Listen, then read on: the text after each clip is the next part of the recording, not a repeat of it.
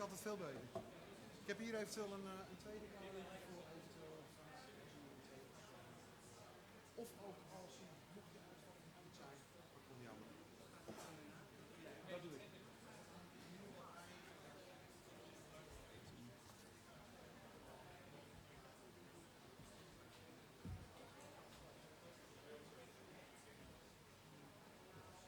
Ladies and gentlemen, thank you. Hello. Yeah. Ladies and gentlemen, thank you so much for being here. I'm really delighted that we have so many people. Yeah? Do you hear me? Yeah? This is better.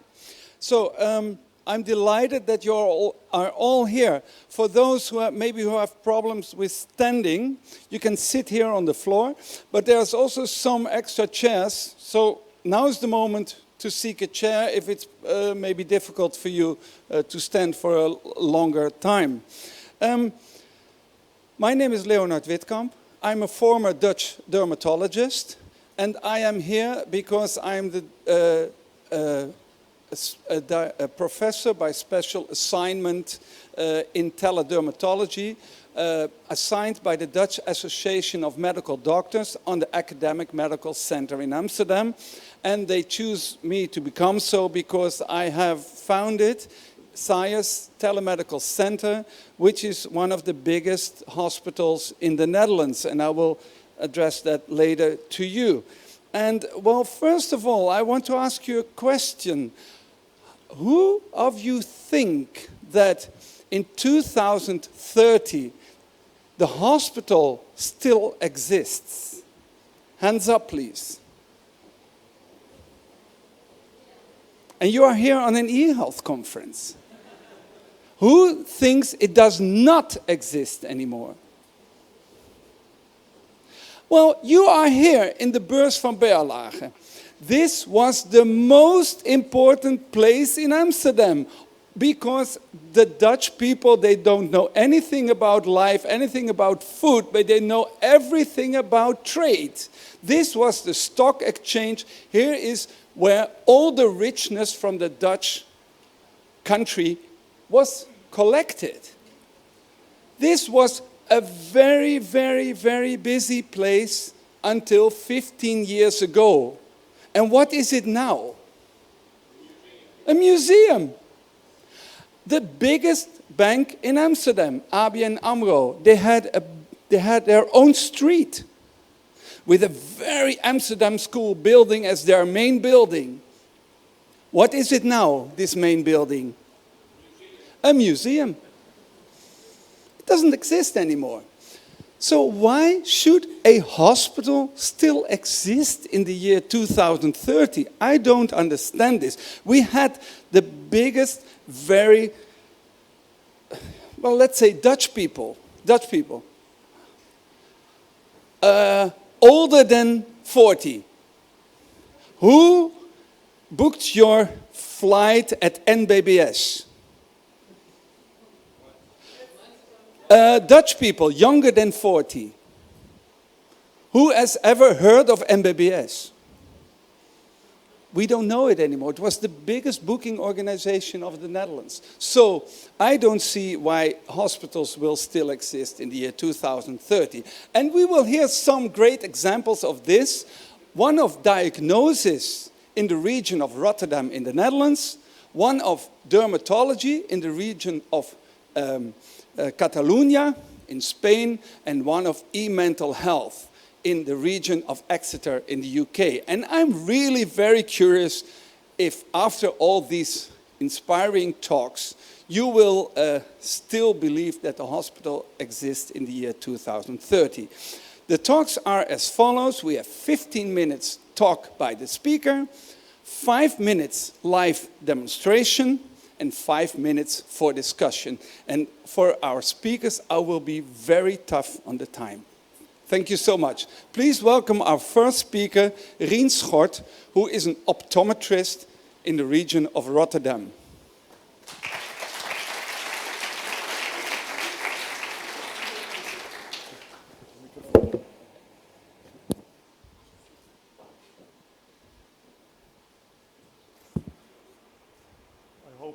microphone works? You can hear me all? No? They say no. Can you hear me now? It's working? Better, better, better? Yeah?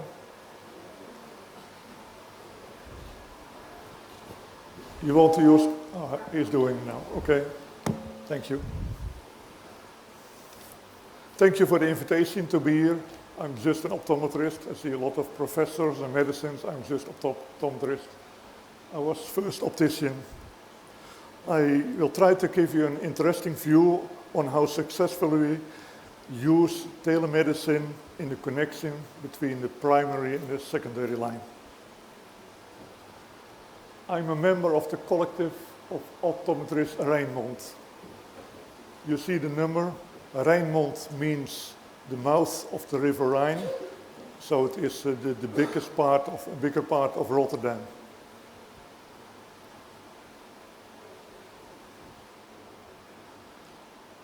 It's the well-known story. We get older, we need more care, we need more eye care. And we have to change it in the Netherlands and in other places, other countries. Otherwise we cannot pay it and we cannot do it. The foreign Minister of Health said that we as optometrists must take a bigger part of the eye care. And we started a few years ago, and I will show you now that it's gonna work.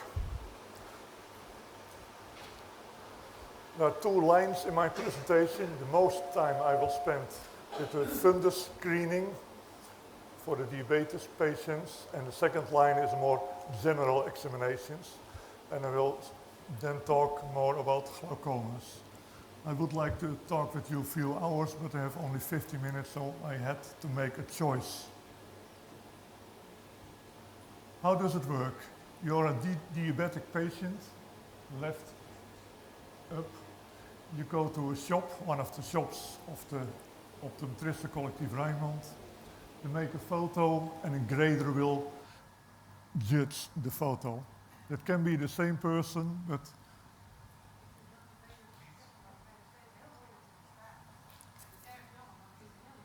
ja, ik ben moeilijk te verstaan. Klinkt het zo beter? Ja. Goed dat u zegt. Bedankt. Dan doen we dit.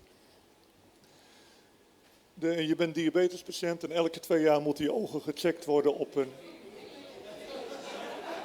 Wat? Okay, in English. Yeah. Or in French, German, what do you want? You are a diabetic patient and every 2 years your eyes had to be checked. We check the eye and I will show you a picture what can happen with a diabetic eye. You go to the shop, one person make the photo, the biometrist, and another person, the grader, will look how it is. It can be the same person, but it can also be other persons. The first you can learn in 5 minutes, the second you need a few years. We upload the photos in the system, telemedicine system, tele-eye care system. On that moment, 10% of our photos will be checked by an inspector. On that way, we keep it on a higher level. We as graders, we give an advice. We said that our advice is that the patient need to be seen by the ophthalmologist, and we say it, and it comes in the GPIEs of the GP, and he will follow it.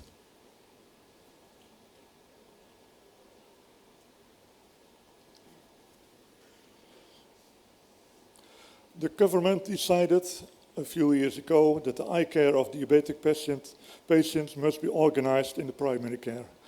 This order to substitution was the reason that it was realized. I think, that's my personal opinion, that if they had let it take the initiative by the care insurance or by the second line, we were still waiting and it was not so like on this moment.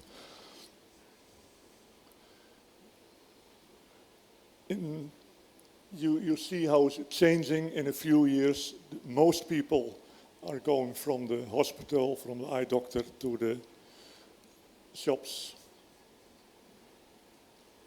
Can you see it a little bit, or is it too difficult? This is the back side of an eye, the retina. I took a bad one. In the middle you see, I hope you can see some red spots. That are the leakings of the vessels. And in the top you see dark spots. They are repaired already by laser. We don't see this often because the patients are going already to the ophthalmologist when they have this problem. We are only looking to the small spots and we say it when we see it.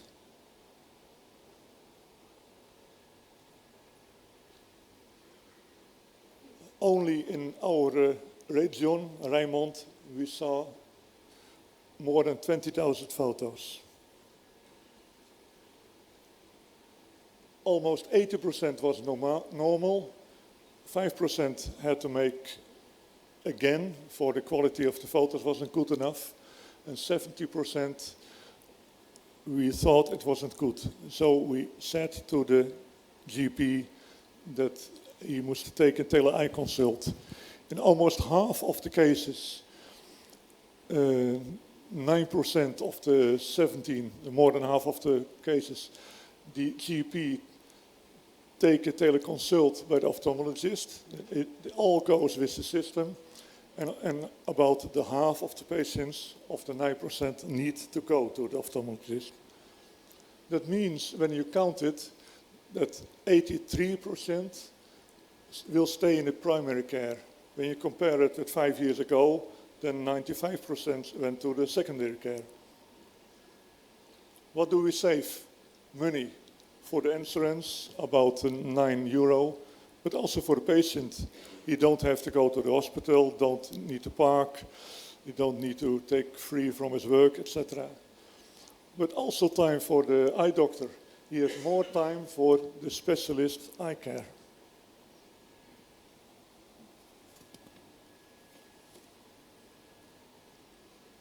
This is my favorite slide.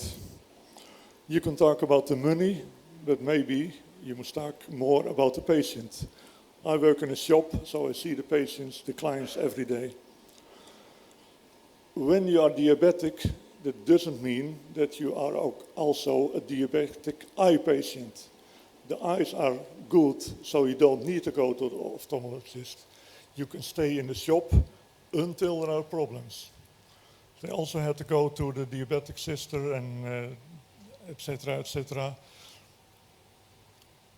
When you are not a patient of the eyes, you don't need the people in the white shirts. You better go to the shop. And don't forget the underline. It's possible because we developed the telephone screening.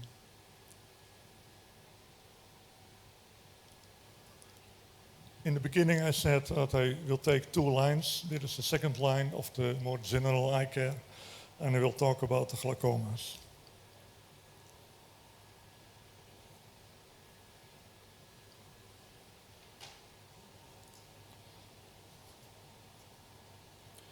In the framework of keeping the patient in the first line of care, we work together with the GP. We examine the eyes daily and we check people who are suspect of getting glaucomas and age-related macular degeneration. What did we do in 2015? We checked about 4,000 patients. As told, I will speak only by glaucomas, and we checked almost 700 eyes.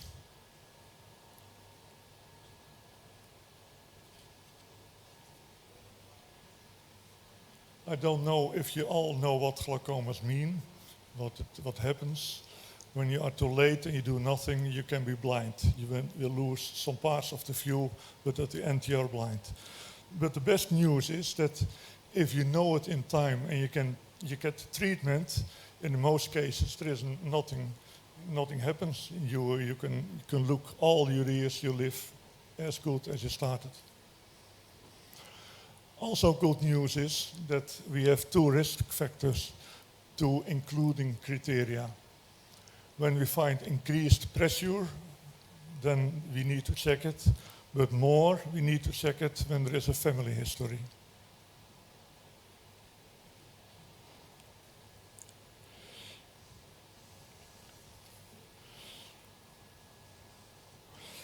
With the system, we can send and show the results of our examination to the ophthalmologist. We can communicate. For example, the eye doctor can ask for more details, check another part. And when it's finished, it goes automatically to the GP.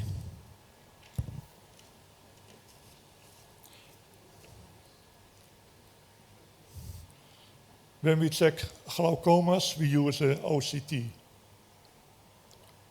It's an instrument like that one, but a lot bigger and can do more. I can talk about this sheet a long time, but I will just take a few parts of it. The middle, the green area, is the safe zone for the patient of this age.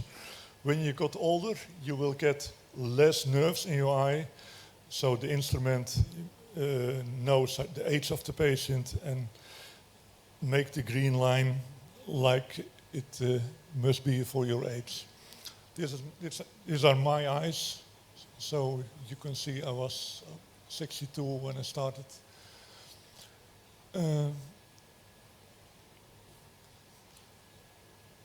Left and right upstairs, there we can see the quality of the photos.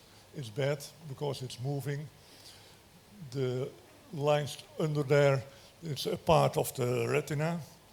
For me, it's still unbelievable that we can see it. And the pictures in the bottom, we see the shape of the optic nerve. The blind spot, maybe you use that word. In Dutch we zegt de blinde vlek, the optic nerve.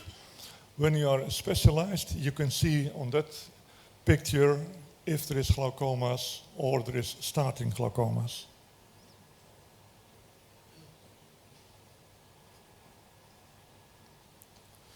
For us as optometrists, is it an ideal way to communicate with the eye doctor. In the past, we phoned, we sent a fax, we sent a letter, and we have to wait a few hours, or the fax was thrown away. But now we put it all in the tele eye care system.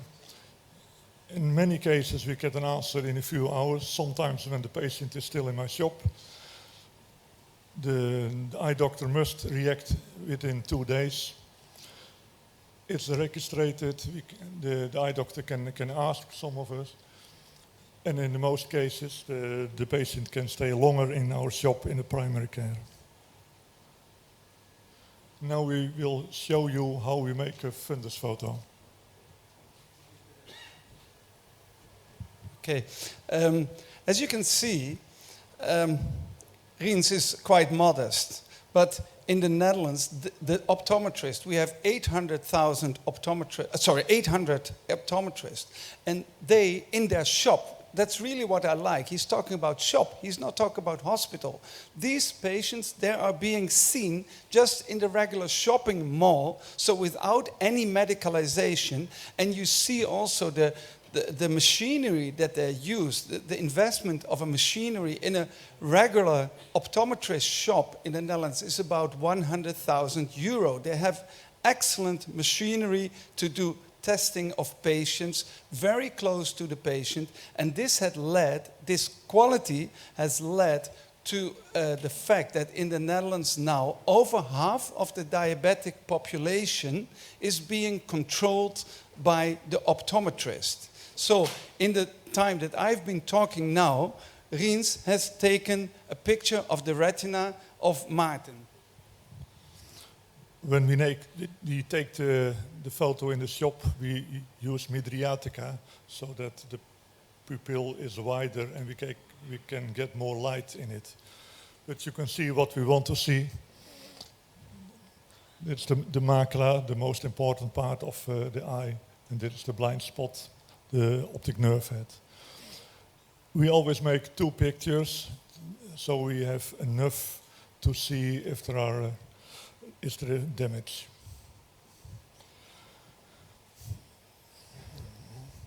So as I told, I can learn you this in a few minutes how to do. So in the shop, the optometrists are not always the persons who do it. We but grading we do always.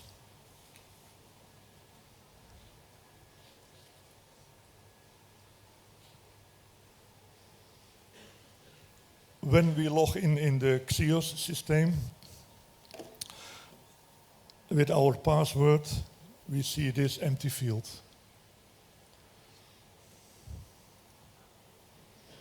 And here you see the 4 pictures, 2 of the right eye, 2 of the left eye. We can indicate what we saw. You can see here that we noted matig, moderate. And moderate means that our advice is to make a teleconsult to the eye doctor, to the ophthalmologist. We do more, the eye pressure and the optic vision.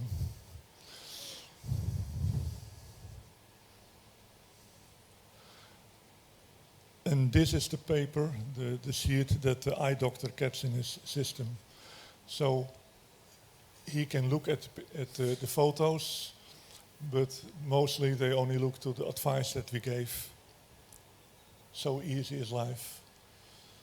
And also we can zoom in an eye. We need it to check the eye, otherwise we are not sure that we can see everything. Some doctors do the same, but for us it's important.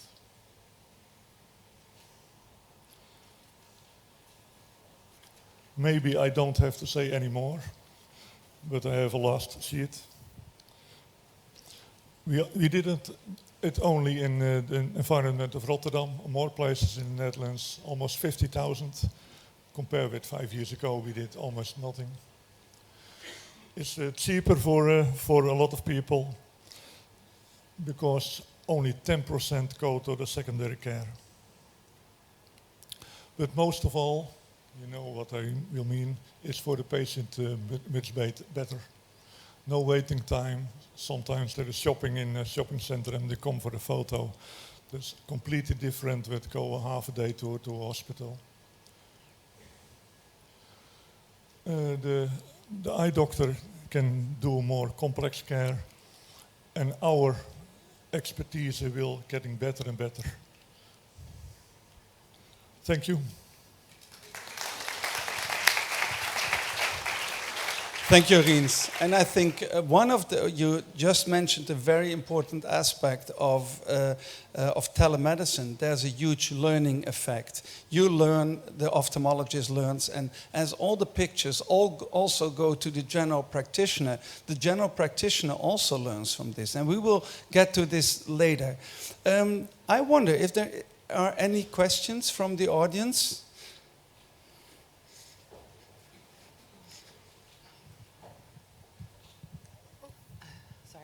I have 2 questions.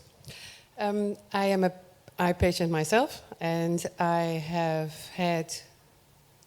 2 implants because I had really bad star. But the thing that happened was I didn't have to wait, so I'm kind of doubtful. I'm very impressed with what you're doing, but I was by my own optician. The optician. He tried actually to sell me other glasses 3 times. He did not send me to Zonnestraal, which is a very famous hospital for eyes. Yeah, but that was the first question. And how do you secure that the data that you send is not accessible to others? So one is about just, it's a way of, for the optometrist to make any extra money from diabetic patients. And the second one is, what about security of patient data? Well, you can better talk about the security of the patient data. I think it's almost impossible that other people can see it, but the people of Xios can say that. I don't think it's good that you were talking about cataract and I was talking about diabetic. There is an optician, there is an optometrist. An optician can sell what he wants, he can talk what he wants. But when you're an optometrist, you cannot do that. You only give a good advice. If we see cataract, it's difficult to see the diabetic eye because we cannot make the picture very good. So maybe that's the reason that you go to the eye doctor. The question is answered now? Apart?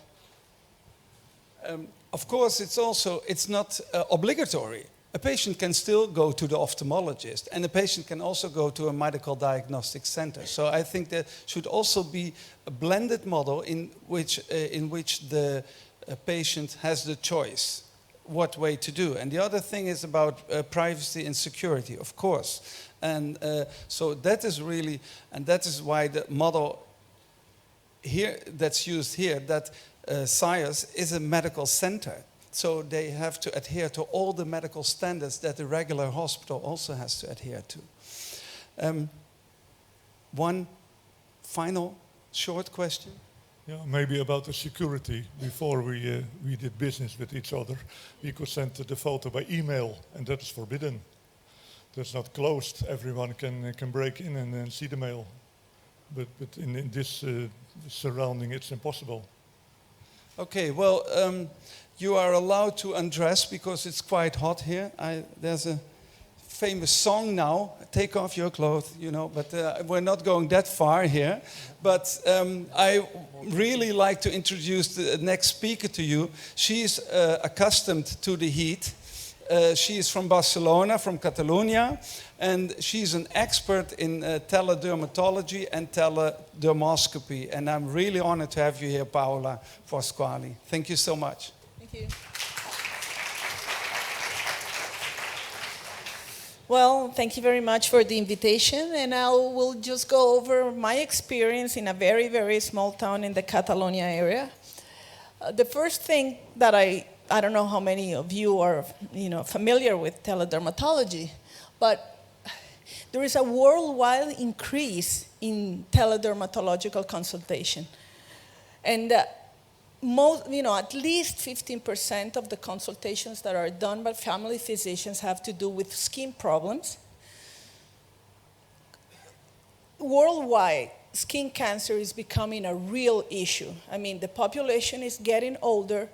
The sun exposure problem, gets as bad as, as many years as you have. So we have much more skin cancer diagnosed now than ever. And worldwide, we have less dermatologists because we are graduating in the medical schools the same number of dermatologists. So if our population needs more dermatologists and we have the same number, we have less dermatologists. And this is what I call the dodo bird effect. We are becoming, a species in extinction. Yes, that's it. I know, dermatologists, they're next, when they are awarded, they'll get their awards from ornithological societies. Yeah. So we need telederm. We need telederm because we need to democratize medicine. We need to give access to all patients. And we need to facilitate that access. And this is where everybody stands up and says, oh, that's because you do telederm for those very far away areas, in the Amazon that they need dermatologists. Well, it's true.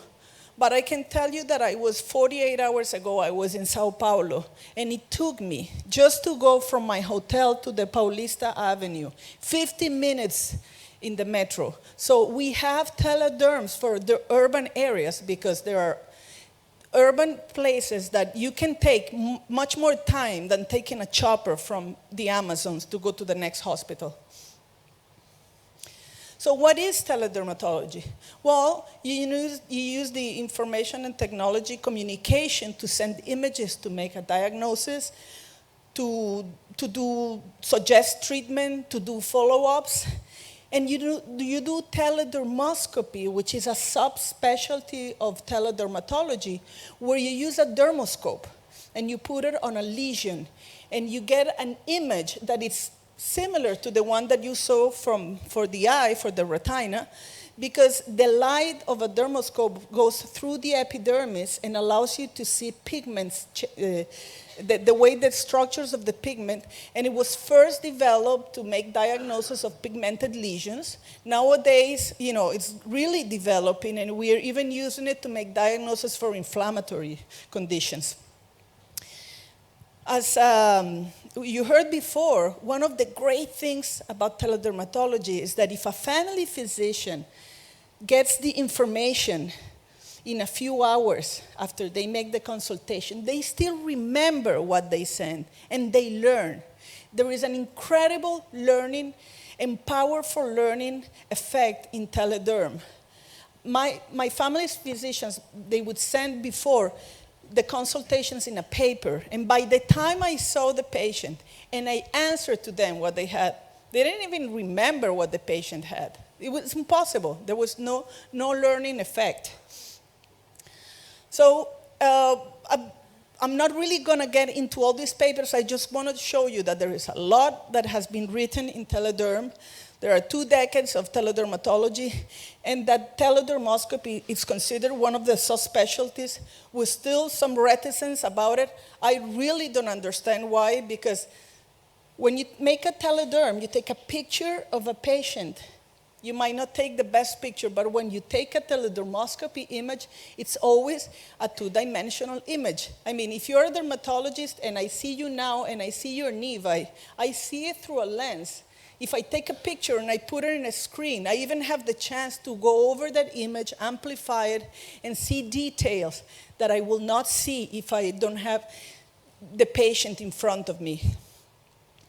So teledermoscopy has been used for high-risk melanoma patients that have many nevus, and then you have to check on certain nevus through time. And the way they usually done, you have your patient come in every 4 months or every 6 months. And there are papers that have compared, this is from Dr. Kuriel Lewandowski from Arizona, where they have compared what dermatologists see on a face-to-face consultation, and they compare it with teledermatology visit. And they have found, and this is a very nice paper with 4-year follow-up, that there is an excellent agreement with what doctors say in the face-to-face compared to the teledermoscopy evaluation. So teledermoscopy, as I was saying, allows you to see deeper structures and improves, and this has published everywhere, it improves your accuracy in diagnosing melanoma by almost 50%. And in general, it's very, very helpful with other malignancies that are non-melanoma. And again, we already have a lot of publications that say that teledermoscopy gives you a high concordance and almost 100% sensitivity. This is an example. I get this image from this patient with this lesion. Pigmented, yes. Do I have to remove? I'm not very sure. And then I get the teledermoscopy. Look at the difference. By just seeing it, I know this is a benign lesion, seborrheic keratosis, traumatized. That patient doesn't even need to come to me because that lesion has no relevance. But I can only say that with certainty because I've seen the teledermoscopic image. So definitely this is an article that was published in one of our most important journals, which is the JAD. And they already say that, teledermoscopy improves in diagnosis. We now have mobiles. And I can tell you that when I was a teenager, I need to take a course to learn how to take a good photo with my camera. Nowadays, you need to take a course to take a bad picture with this. I mean, it's impossible to take a bad picture with a mobile nowadays. I mean, you can see the tourists. Everybody's taking pictures with this because you take excellent images. And Dr. Oakley from New Zealand is saying, just get used to the fact that now we're going to do, this is our telederm weapon, and we have attachments to put the dermoscopes in front of these cameras.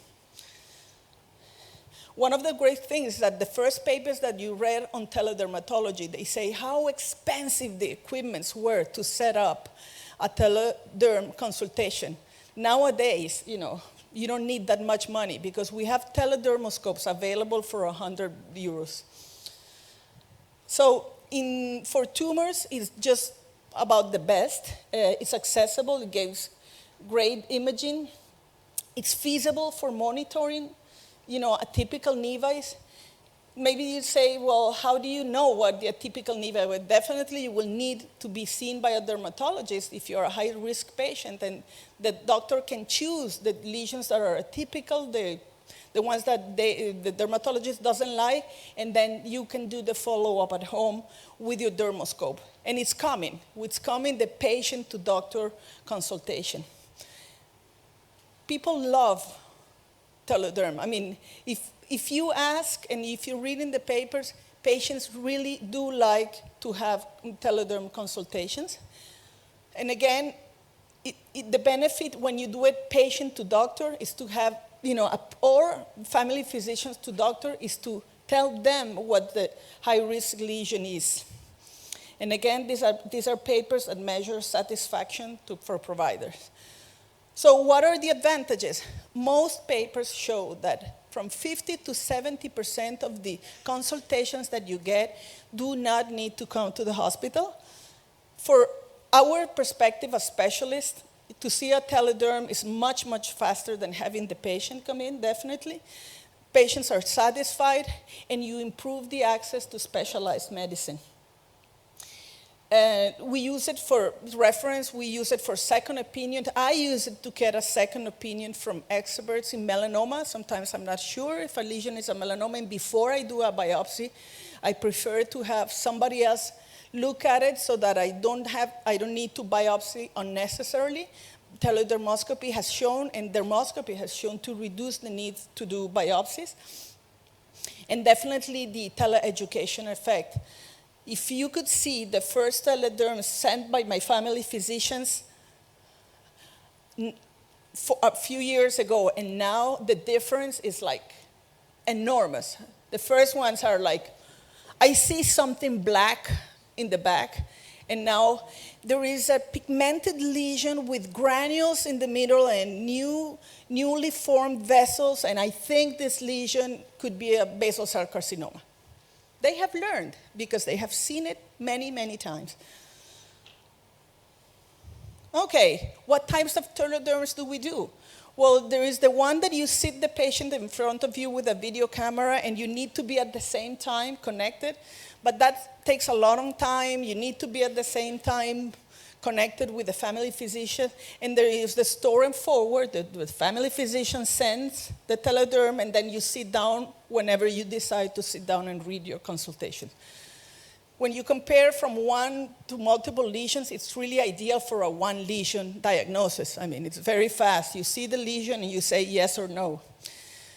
The big issue, public telederm or private telederms, the problem, and you'll see at the end of the conference, is that with public telederms, we still have the problem in who's paying for this.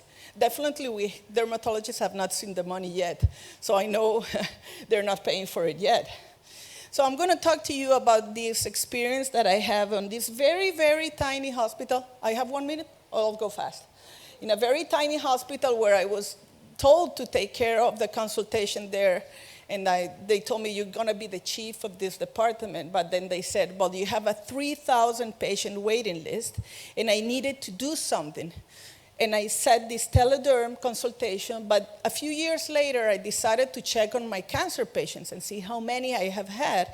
And I saw that there was an enormous increase in skin cancer at a certain point in my charts, by almost 40% increase. So something was happening, and I decided to check if my population had gotten older in a few years, which of course it didn't happen. It had stayed stable, the same number of people over 65.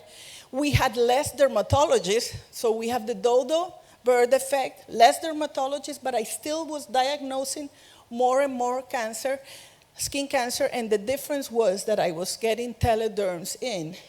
And as you could see here, as I increase my dermatology consultation, I increase my skin cancer diagnosis. So I'm working more, but I'm getting to see the patients that really need to be seen by dermatologists. And in almost 1,200 cases, I had half of them that did not need to come, and I had 74 basal cell carcinomas, and my numbers in melanomas are among the highest diagnosed in Spain. So definitely the conclusion is that you need Telederm for oncological cases. It optimizes my time. It allows me to see and reduce long waiting lists. And of course, there are still reticences about it that have to do with changes in the traditional model of medicine, the fear of losing patients, and of course, the fear of not getting paid for these consultations, and also the fears of bringing up insufficiencies and inefficiency in the public systems. We need, finally, to just check on the legal frameworks and on the economical frameworks. So let's do we're going to do Thank you so much, Paola. You can see Paola can talk for ages, and it will still be interesting. So we will do the demo now, but while you are preparing the demo, the Belgians, they have there's always some kind of competitions between the Dutch and the Belgians, and they have their own theory about the extinction of the dodo.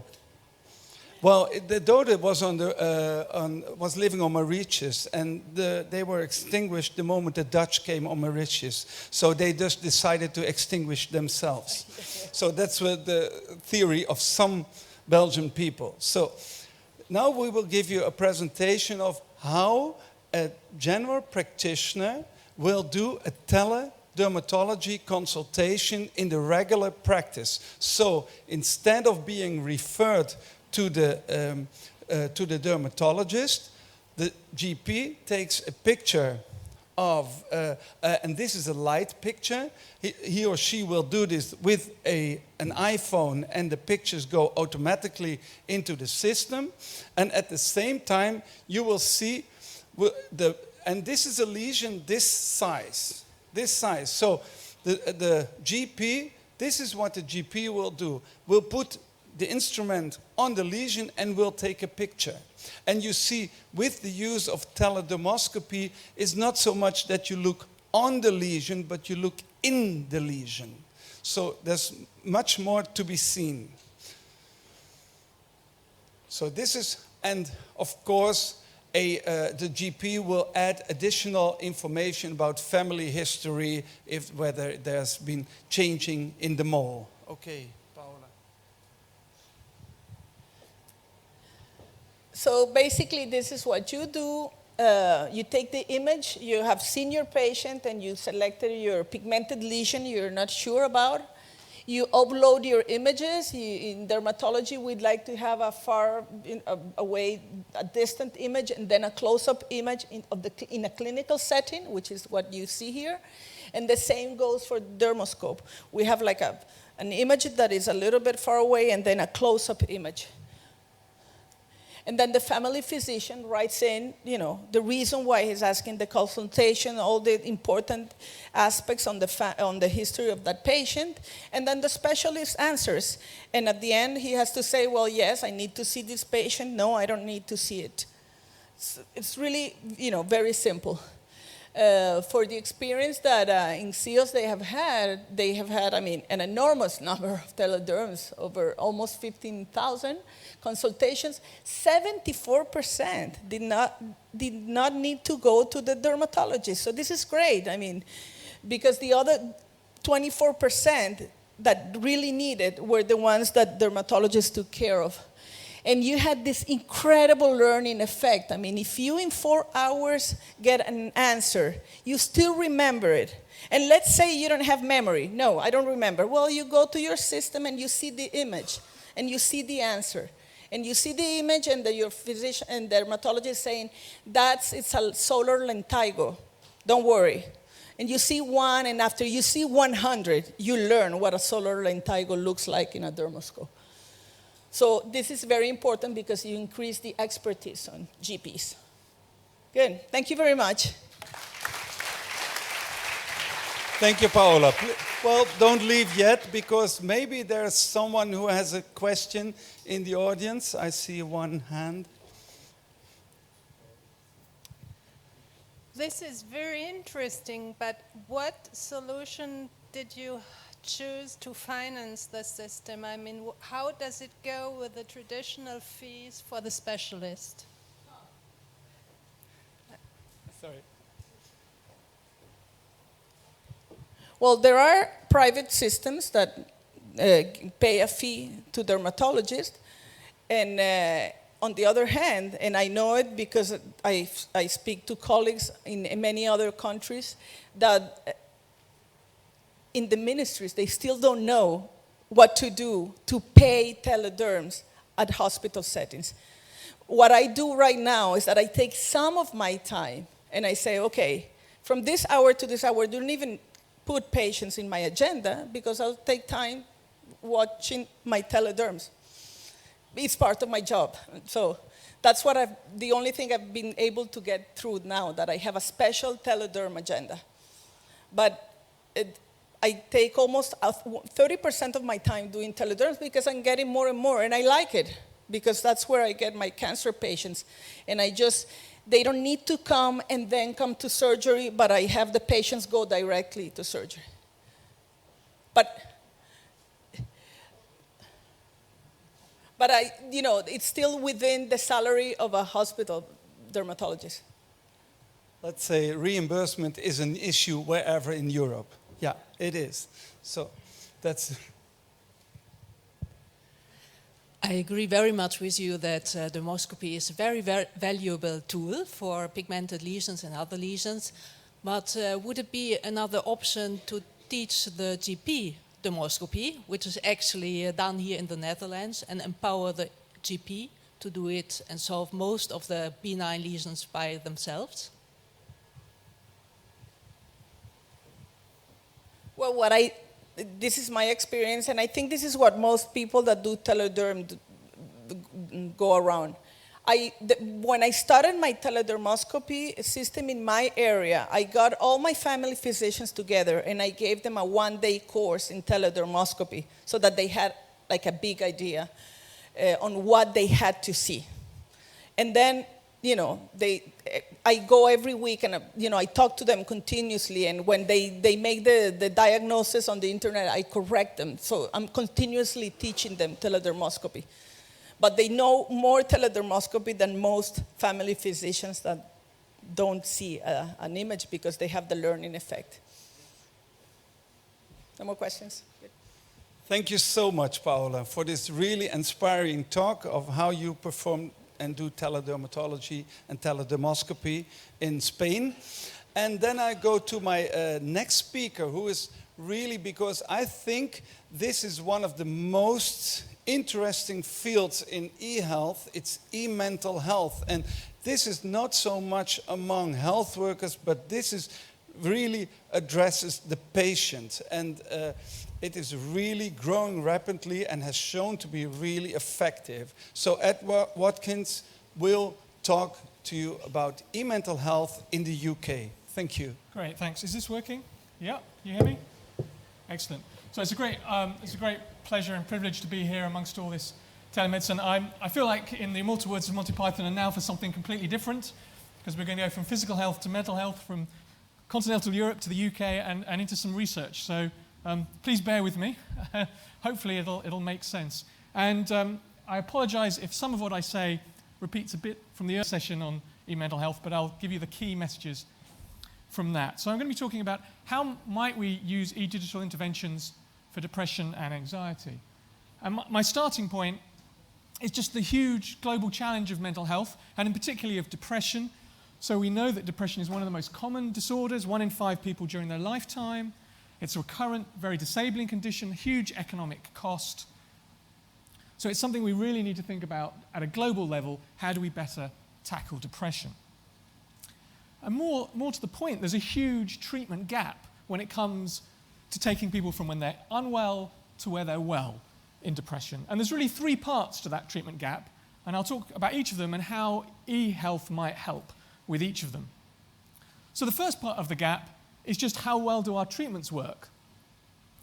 When we give people our best treatments like cognitive behavior therapy or antidepressants, about a third of people get to full recovery from depression, and then about 50% of those will have a further episode somewhere down the line. So we've got good effective treatments, but there's clearly scope for improvement.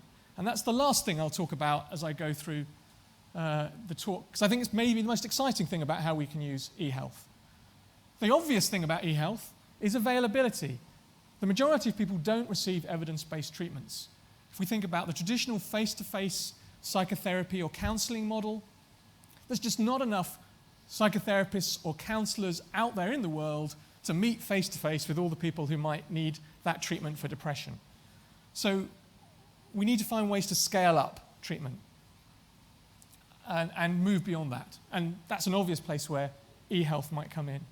And then coming back to this whole issue of empowerment and patient preference, we need to find treatments that are acceptable, that give patients choice. So it's not just, here's the one thing that you can take, here's a range of options that you have. So the most common treatment for depression is antidepressants, but only about 40% of patients will actually follow the full course required on their antidepressants because for whatever reason, they don't like them, they get side effects, they decide it's not what they want. So we need to give more choice. The other thing we need to think about is not just treatment, but prevention.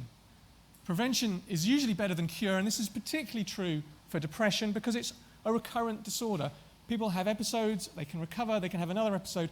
So we can't just treat in the acute point when someone's actively depressed. If we're going to reduce depression overall and the burden of depression, we need to help stop people getting depressed in the first place and then stop people who've had an episode of depression having further episodes of depression. So I'll say a little bit about e-health and prevention. So perhaps internet-delivered therapy is a way to address this treatment gap. And the most obvious and the first way it can do this is just to make therapy more available.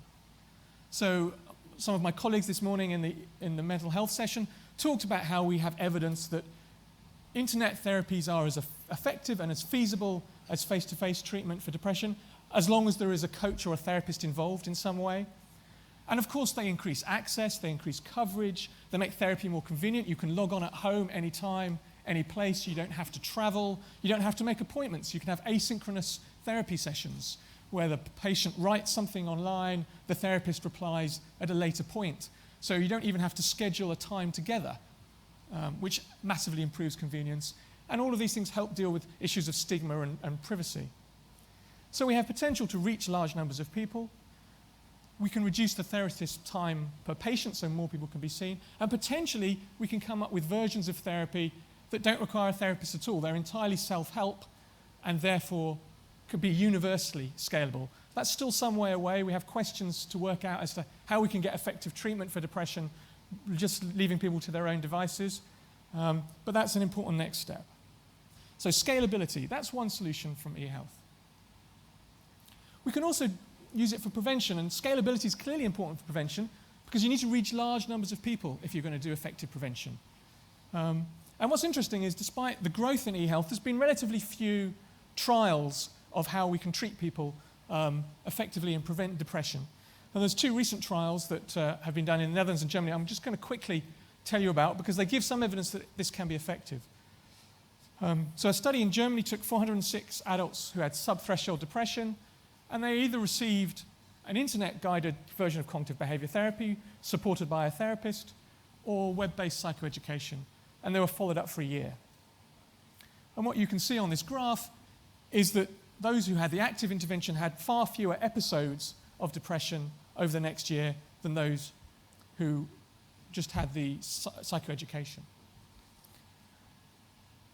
In another trial that I ran with colleagues here in Amsterdam, we looked at prevention in an at-risk young population. So we took Dutch 15 to 19-year-olds in schools and starting at university who we thought were at risk because they reported a greater tendency to worry, to ruminate, to dwell on their problems, which we know is a risk factor for depression. And we randomized them to carrying on with what they were getting already, which is usually nothing, to a face-to-face group CBT treatment for rumination, or to an internet version of the same intervention. So we can compare internet treatment versus face-to-face. And we had 12-month follow-up. I'm going to skip this slide because I thought I had 25 minutes and I've only got 15. So here's just some of what the package involves. Exercises on relaxation, working on self-compassion. People have exercises that they listen to audio recordings online and they write their response. They fill in scores, and then depending on what they score, they get feedback online in the package. So what we found is that reduced people's symptoms of depression, but perhaps more importantly, we got reduced rates of depression. So what you can see here is that this is the number of people having a caseness for depression. So the group intervention, face-to-face intervention, and the internet intervention, over a year, only about 10% had caseness for depression. And it was equivalent, whether it was face-to-face or internet. Those who had nothing at risk, it was more like 20 to 30%. So a significant increase in depression. And because we're tackling worry, we thought that would also affect anxiety, and we get a very similar pattern. So getting an internet treatment focusing on worry, or a face-to-face treatment focusing on worry, reduced subsequent anxiety disorder, generalized anxiety disorder. About 10% for the treatment group, and nearly 30 to 40% caseness for the untreated group. So really good evidence that we can do prevention in an internet setting. But perhaps the most interesting, certainly in terms of innovation in the way of thinking about internet treatments, is how can we make therapy better? When we take our classic treatments for depression, for example, cognitive behavioral therapy, we don't actually know how it works. We don't know what its active ingredients are. There's lots of theorizing, but no one's really demonstrated what it might be. So there's a sort of a big question here. How do we work out what's working in therapy, who responds best to it, so that we can distill the therapy down to the best bits? And within that, we also want to find out what bits of the therapy do the patients like and want. And hopefully, some of the bits that are active and some of the bits that patients like are the same. And then we can then give people a better treatment. So rather than just by trial and error giving people treatments, we can systematically build a stronger, simpler, briefer, cheaper, and more preferred therapy. And that's the research we're currently doing in the NHS in the UK. And let me give you a little bit of context. Usually, when we try and understand therapies, we do a clinical trial where we compare one treatment package versus another treatment package to see which one comes out best. It's basically a horse race. Which package wins? It doesn't tell us anything about which bit of the package is useful or not, if we want to make therapy better. So what we've done is we've taken a model from engineering where you run a factorial design in which you compare different components of the therapy against each other. So rather than being randomized by chance to different therapies, people are randomized by chance to different combinations of treatment elements. And in engineering terms, people use this to improve production lines. So they check which process they need to adjust to get the best, most efficient process. We're doing the same thing for therapy. Now, what you'll get to fairly soon is that to do that, we have to control those elements pretty well. And it's hard to do that in face-to-face therapy, but we can do that for e-therapy. So e-therapy provides a way to test the active ingredients of therapy. So we're doing this study in the NHS, funded partly by the NHS, where we're taking patients referred through an NHS trust in the UK, in Devon and Cornwall, and self-referred patients, and they get randomized to one of 32 variants of an internet CBT package with asynchronous written support. And the key thing about this design is every person in the trial gets a form of the therapy. So there's no waiting list control, there's no treatment control, which means we can simultaneously provide a new clinical service in the NHS and test out what bits of that treatment might be helpful. So it gives us a real potential to kill two birds with one stone, to improve treatment access and to better understand therapy. And I'm not going to go into the ins and outs of all the elements, but we have 7 factors What it means in the design is that half of the cells have a factor, half of the cells don't have that factor. It's balanced across all the factors, but they include some of the key elements that people think might work in cognitive behavior therapy. So increasing positive activities, challenging negative thoughts, relaxation, compassion. And what we can find out is, for any of these elements, does the presence of it do better than the absence of it for these patients? And by doing this, we can test which components have the biggest effects on symptoms. So those are the ones we'd want to keep. We can also find out which ones are preferred by patients. And by putting those together, we can hopefully build systematically and empirically a better therapy to go out there into the world that people want to use and that will be effective. So this is cutting-edge research, unique anywhere in the world, in the NHS. And whilst we haven't finished, we've got 365 patients in the study so far. We're aiming to get close to 1,000. We'll see whether we get that far. I'm commending this as a way of thinking about looking at interventions as a way of trying to improve them in the real world. So you'll see here is a website for the NHS Trust where people can come in and self-refer directly into the treatment. So it's a way of speeding up access to treatment for the population. They don't have to go through their GP. They can come straight into the website and into the treatment.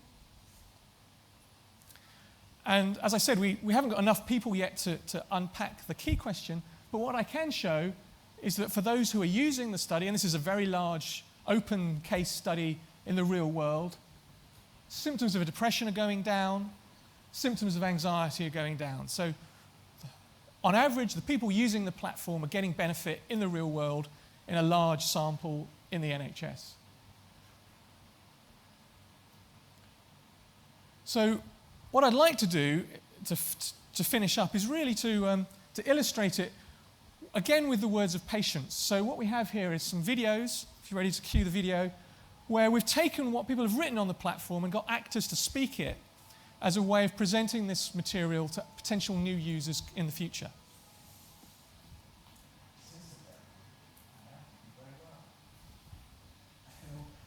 Much more energetic and confident.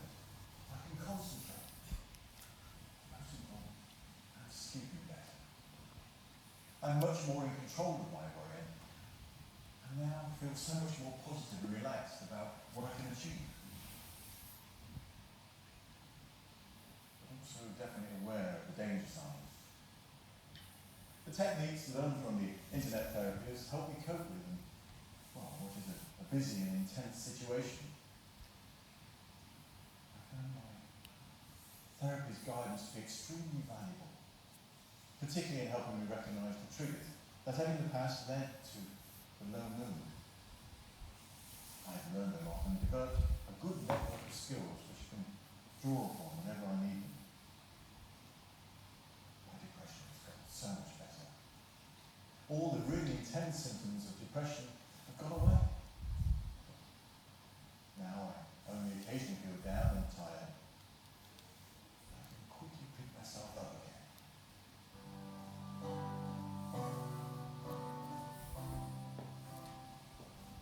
How long? Have I got time for another one? Or yeah, should we do the next one?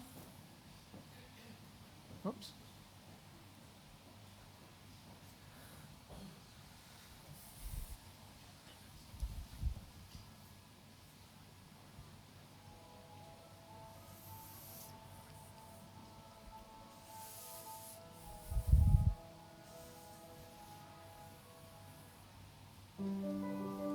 This course has fundamentally changed the way I think about myself and how I deal with stressful situations in my life. I feel completely different now. Since completing the treatment, my depression has gone completely away. I just feel so much better. Changing my thinking and the audio exercises really helped when I started to worry and ruminate. Before I was stuck in overthinking all the possible things that could go wrong and going over and over what I could have done differently. The first idea I took away is that I'm worth the effort, that I am a good person. I've had a real shift in my thinking. So it feels like something is now wired differently in my mind, brain. I still have to be conscious of negative thoughts creeping back in. But I feel much more in control.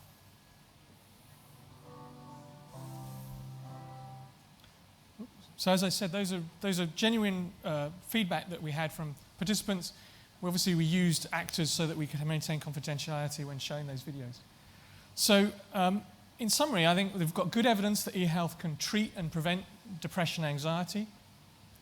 And hopefully, it provides a unique way that we can not only just deliver more therapy to more people, but we can actually make therapy better by identifying which bits really work for people and which bits people really want to use. And I guess the next question is, how can we do that in a way that makes these therapies nearly universally available? So moving from this model where we have therapy support with written feedback to a model where it's all autonomous. It may be there's an AI type approach giving feedback, or indeed a guided self-help where people can just work through it on their own. There's still work to be done there, but we're getting really positive data that this is a way to try and tackle those three parts of the treatment gap. Thank you very much.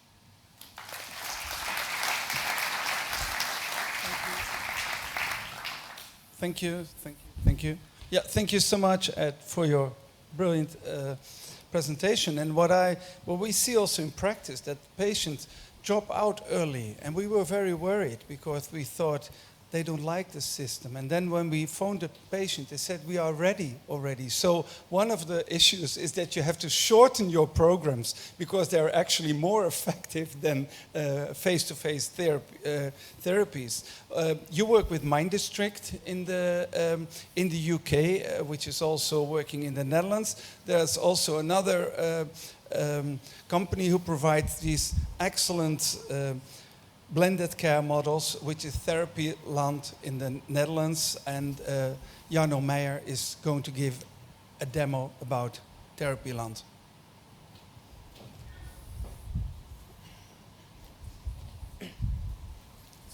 Yeah, cool down. Hello. Yeah, welcome everyone. I'm Jarno Meijer, CEO of Therapy Land, and in the next 5 minutes I will guide you through the... wait a minute, where is the... There. Where's my presentation? Yeah. 1 moment. My flight's at midday. So. No, sorry. Yeah, there it is. In the next 5 minutes, I will guide you through the e-mental health service we developed for primary care.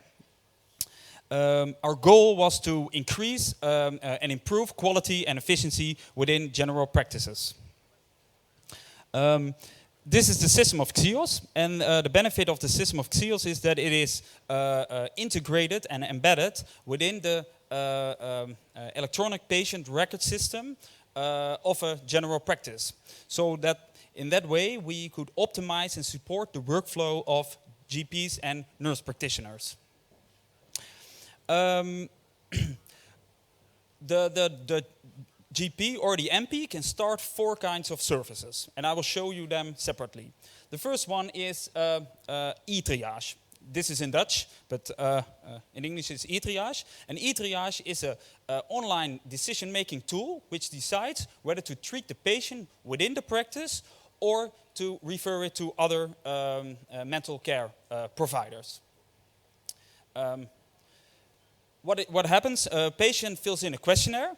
And the questionnaire has items, and patients score the items as they want. What happens? The underlying algorithm, combined with the interpretation of the GP or the MP, the nurse practitioner, decides the outcome, so whether to treat it within the practice or to refer it.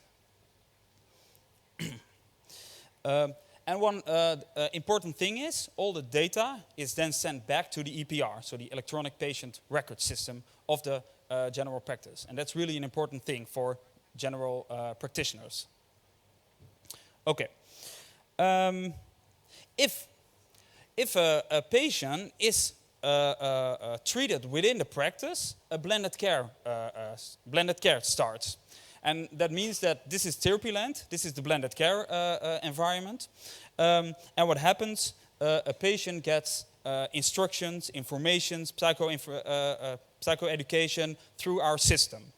However, we want that the information was presented not in long text, that's really boring. So that's why we choose to come up with video therapists who present the information, who provide the information.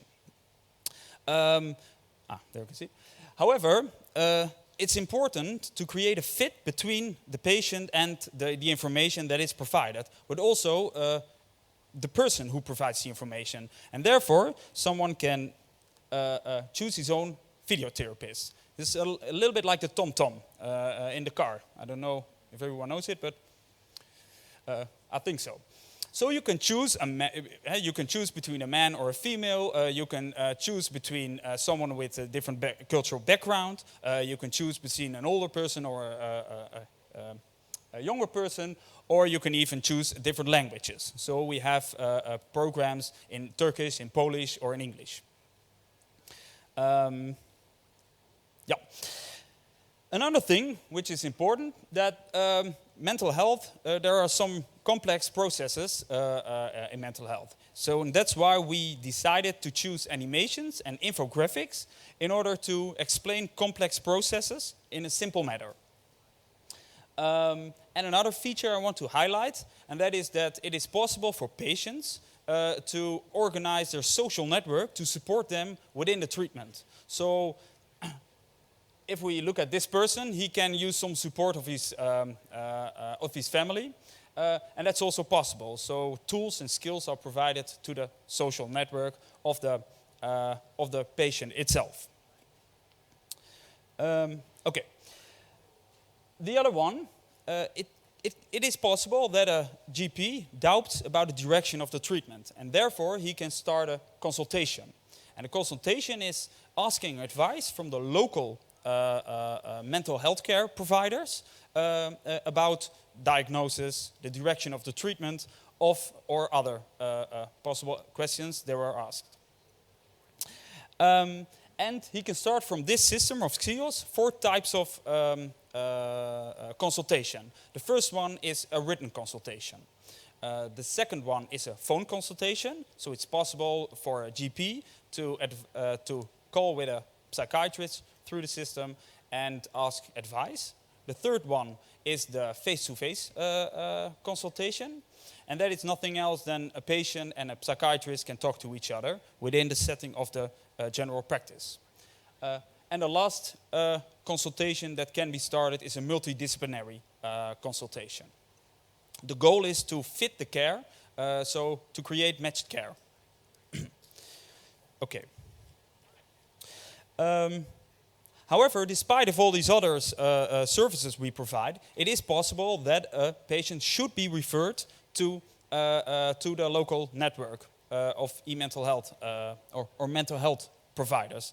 And by one click within the system, the patient's record is available for the new therapist, and therefore making referrals very efficient within the practice. Okay. All the services I just showed you are sent back, just all the data is sent back to the EPR, to the electronic patient system. Yep. Okay. We worked 1.5 years now on these services, and I will show you where we're now at the moment. In October 2014, we started with 8 practices. And now, 1.5 years later, we already have 850 practices included within this service. So that's really amazing in 1.5 years. And that means that almost 2 million patients have access to the services I just presented. So that's really a lot of people who can get help through the general practices. We also do some research about is it effective or efficient. And when we look at consultation, that in 65% GPs indicate that a referral was prevented. So more expensive care was prevented. So that's a really a nice number. And what we always ask if about the consultation, if a GP learns from it. And in 89% of the cases, GPs state that they learned from the consultation they gathered through this system. And to be totally honest, we're pretty proud of what we achieved in the last 1.5 years. But we still keep on working and improving the product, of course. Yeah. Thank you so much, Edward and Jarno. Well, you are really the survivors here because we have the luxury to be very close to the air conditioning. So, is there any question for these speakers? Yes, I have a question. Do you see any differences between high educated people and low education, or high income and low income people?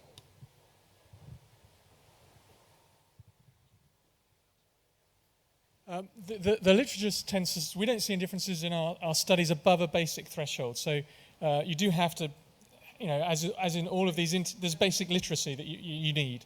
We haven't really noticed anything in terms of anything beyond that.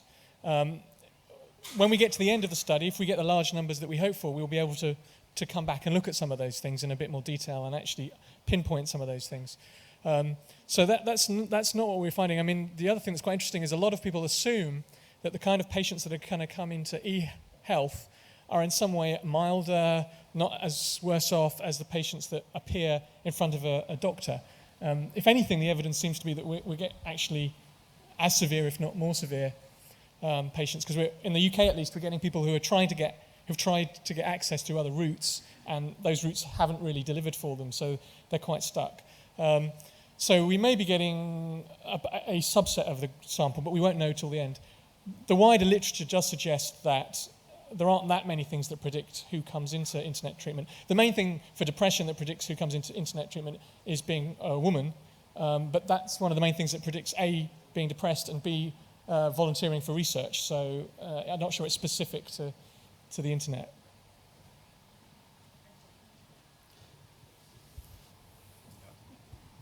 Any other questions? Thank you for your excellent talk, because it is one of the best talks I've heard so far, because there's also a combination of not only doing but also checking and to give e-health a scientific base. And what do you think, because yesterday we had a meeting with startups in the Netherlands and also in e-health, what do you think your barriers are that your colleagues are not still using some effective therapy like internet therapy? That's the first question.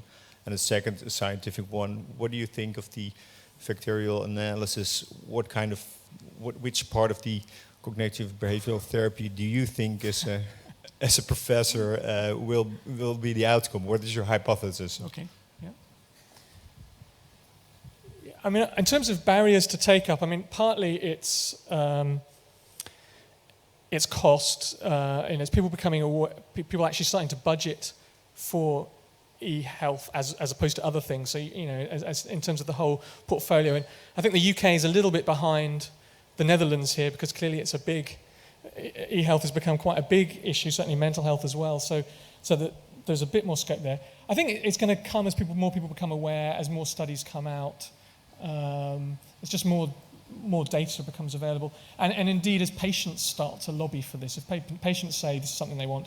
Of course, we have to remember patient preference means there are some people who will always want face-to-face interventions, and that's fine. And that's great, in fact, because if we can then have a blended model, we can hopefully reach more people.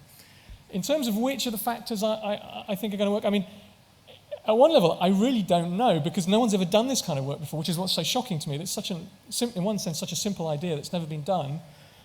So we all have these assumptions about what's going to work, but no one's actually ever tested them. So it'll be very interesting what we get. As a clinician, as someone who does therapy, my hunch is always that the simplest thing is going to work best. Now, which of those is the simplest thing? I'm not sure. I think it's probably not thought challenging. I think it's probably something behavioral that's likely to work better, because they tend to be simpler. But that's a very speculative hypothesis. Thank you, Edward. So we are coming to the end of our session. And I will try to do some wrap up, and I will try to give you some takeaway messages. And well, I think the mission of e-health, of telemedicine, is to provide quicker care, better care, close to the patient at lower cost. And each service that can be provided that meets these 4 criteria, it is not ethical not to provide this to the patient, and is even less ethical not to reimburse it. And so what is telemedicine? It's just the application of intelligent internet. So I think in 5 years' time, we will not talk about telemedicine anymore. We will not talk about e-health anymore. If I say I will mail you, you will never expect a letter through the postman. So e-health is just part of regular health. The market is supposed to be huge, but it's still very small. But if we look at teledermatology, what Paola was, if your doctor will do a teledermatology consultation, you have a 74% chance of not going to the hospital. And you will have a 100% chance that the answer is at least within 2 days, but mainly within 5 hours. And in 91% of the cases, the GP will state a learning effect. And this learning effect is exactly what you see. The GP here is when they start, and after years, they are going to do less, without exemption. At the end, they only do 40% of the number of teleconsultations as compared to the number of teleconsultations that they did at the start. When you phone the when you phone the GPs, without exception, they say, we have learned from this. And this is even more impressive, that a GP that has performed teledermatology for over 3 years will still increase referring patients to the hospital. Whether it's in the group that do teledermatology, there is a decrease. And there's a total difference of 30% of referrals to the hospital. I will come to you later. Yeah.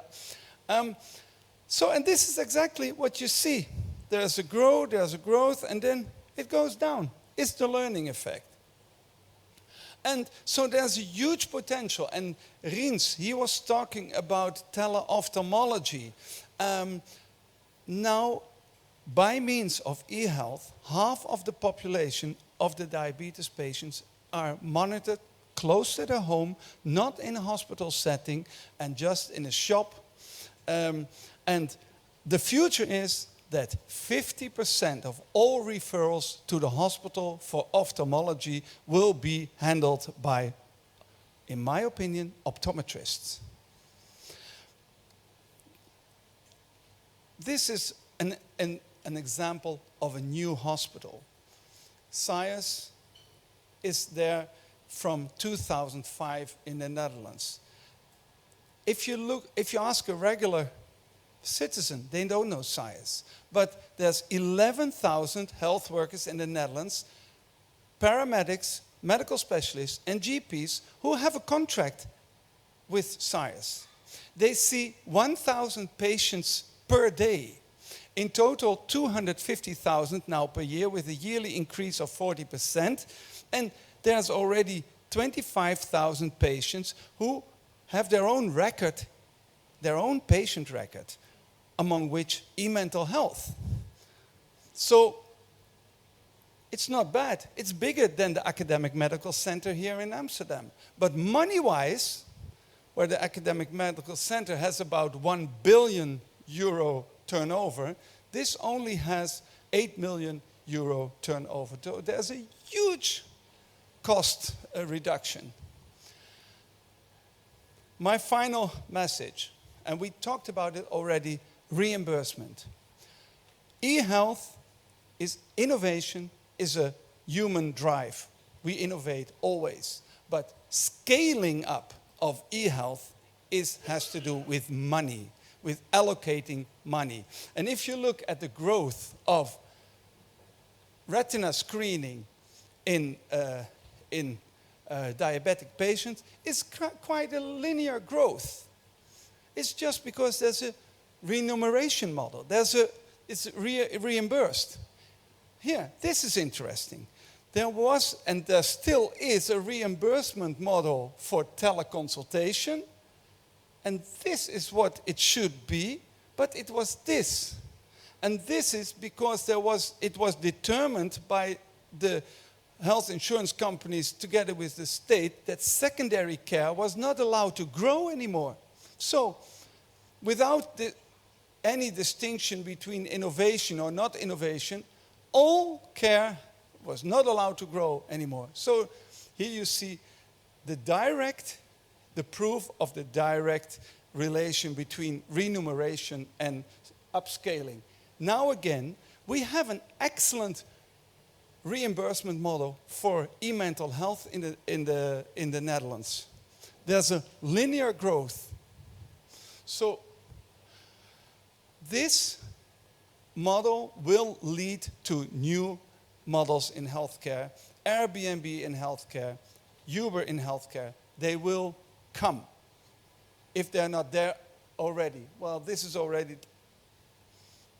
So, I told you we are here in the Beurs van Berlage. It's a building, it's a museum. Maybe our hospital will be a museum in the future too. Thank you so much, and there's room for a question.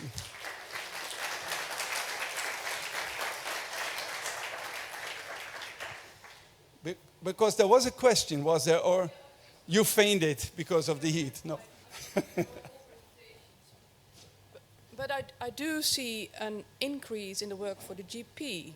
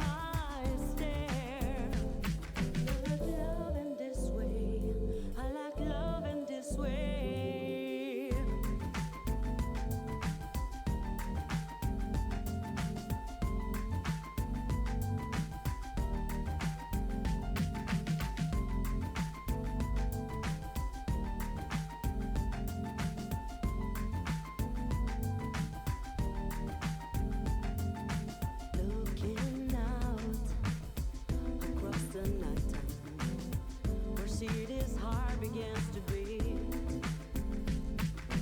reaching out, I touch her shoulder, I'm dreaming of the street. If they say why,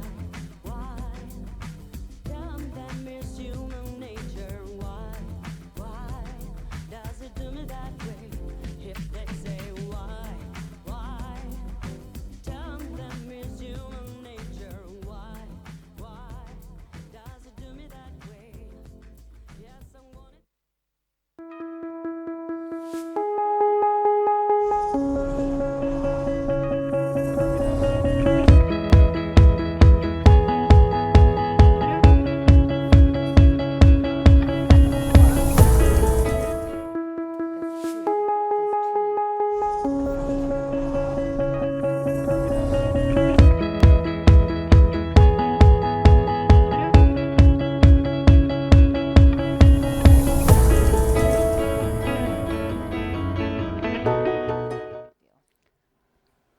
Well, good afternoon, everybody. It is very great to have you all back again here in this plenary meeting.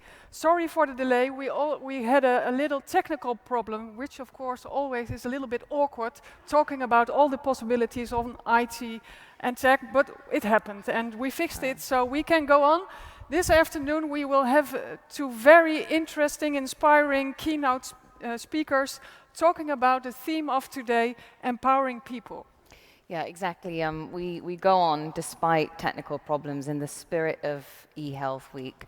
And actually, I'm very pleased to introduce our first speaker this afternoon. I've just been in a workshop with her, and she really did an amazing, inspiring job of giving us a sense in that workshop of the difference e-health can make to the life of someone with a chronic illness. Very pleased to introduce Omjek Vroom, I hope I got that right, director of the Icon Foundation. Very much.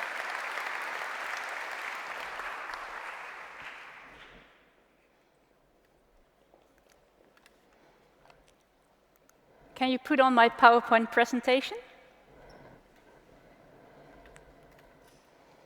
In 1999, I found myself on the intensive care ward.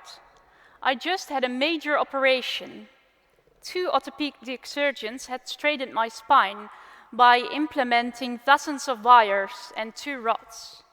Normally, they would place screws and plates, but it wasn't possible in my situation.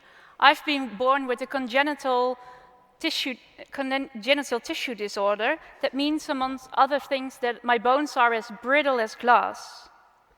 Before I was operated on, my mother and I had defined certain codes so we could communicate with each other. Because my mother was a pediatric nurse, she was fully aware of the do's and don'ts in such a situation. She knew that the respiratory equipment would make it impossible for me to talk, and especially how awful that would be for us.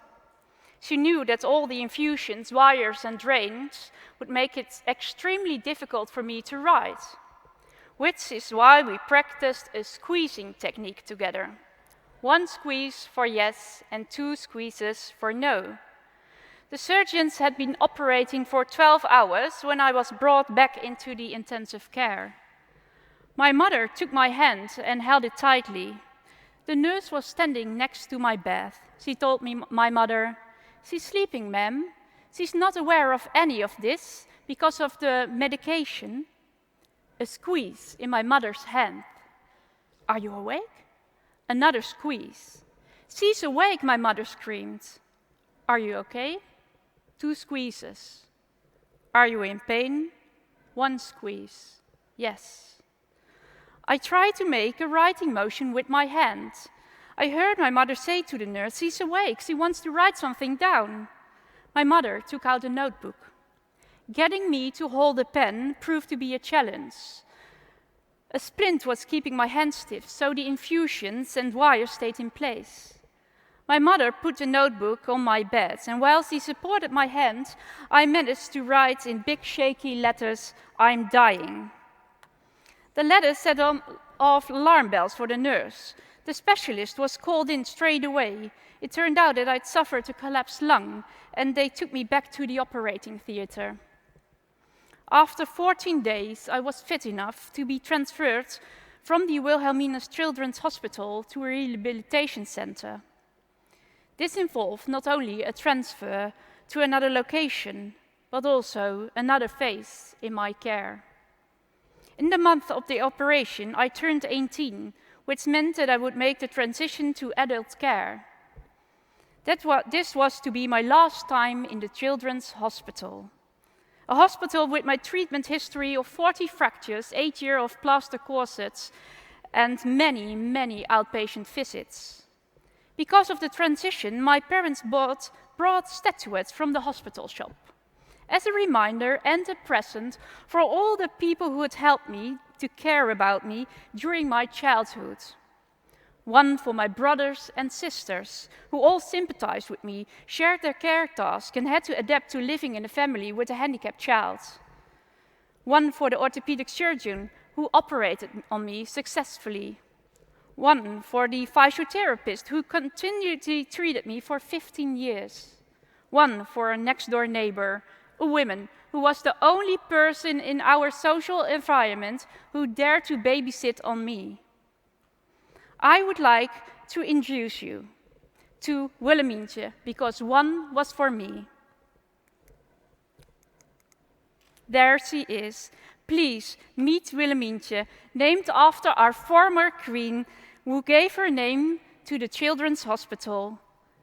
This is the statuette. For me, Willemientje no longer represents just as a reminder for that period.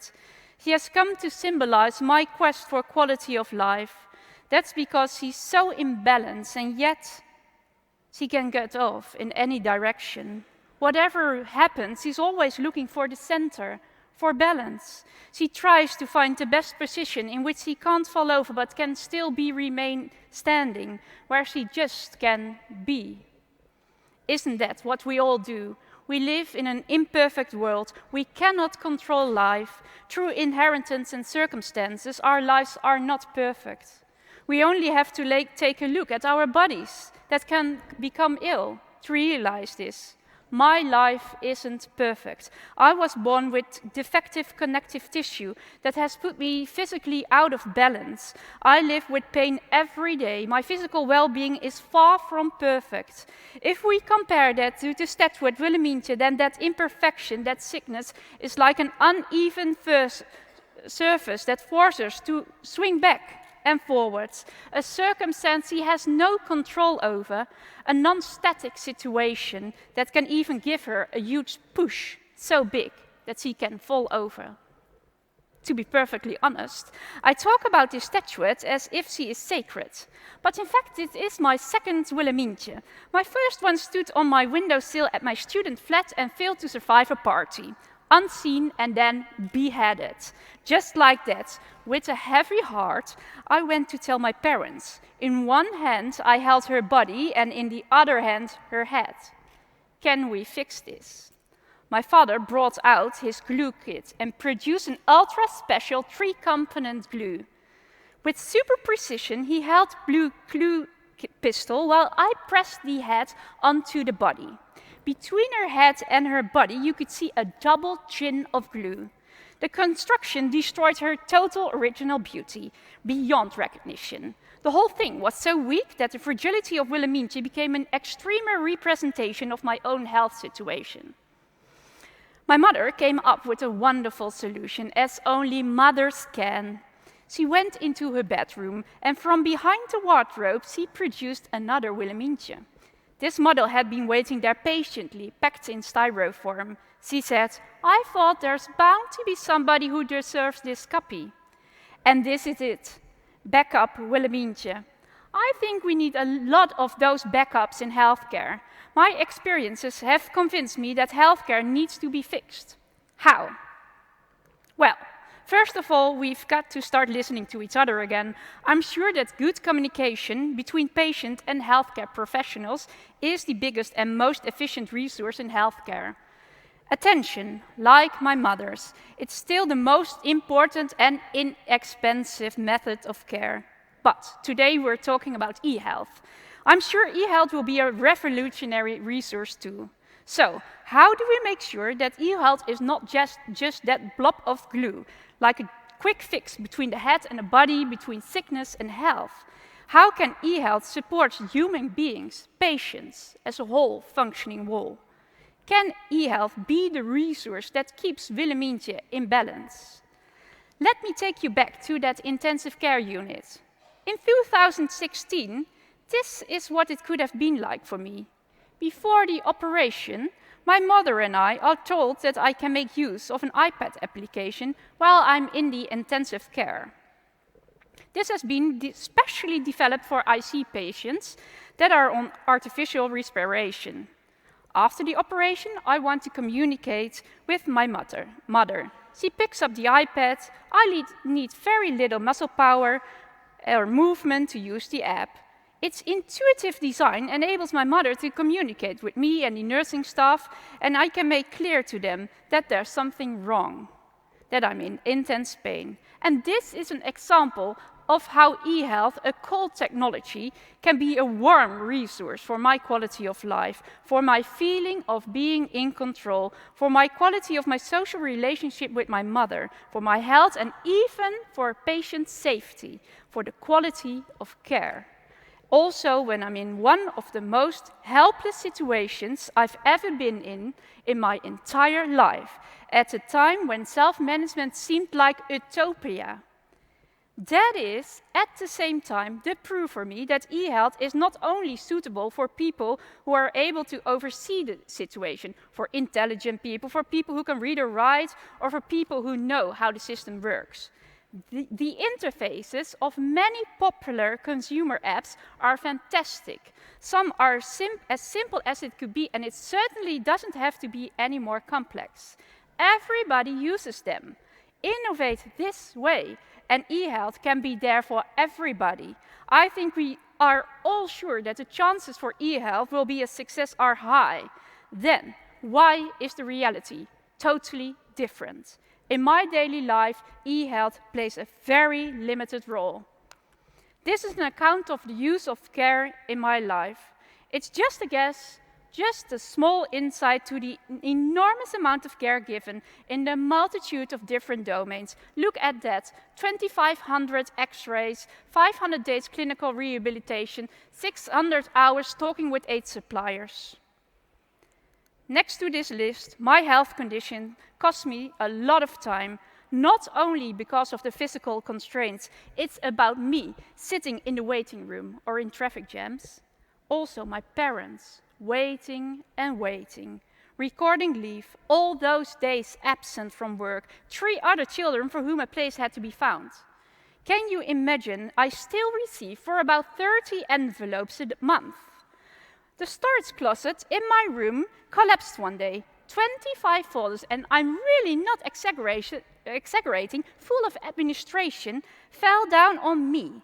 I was surrounded by letters about home care, employee insurance agencies, indications, new laws and old insights.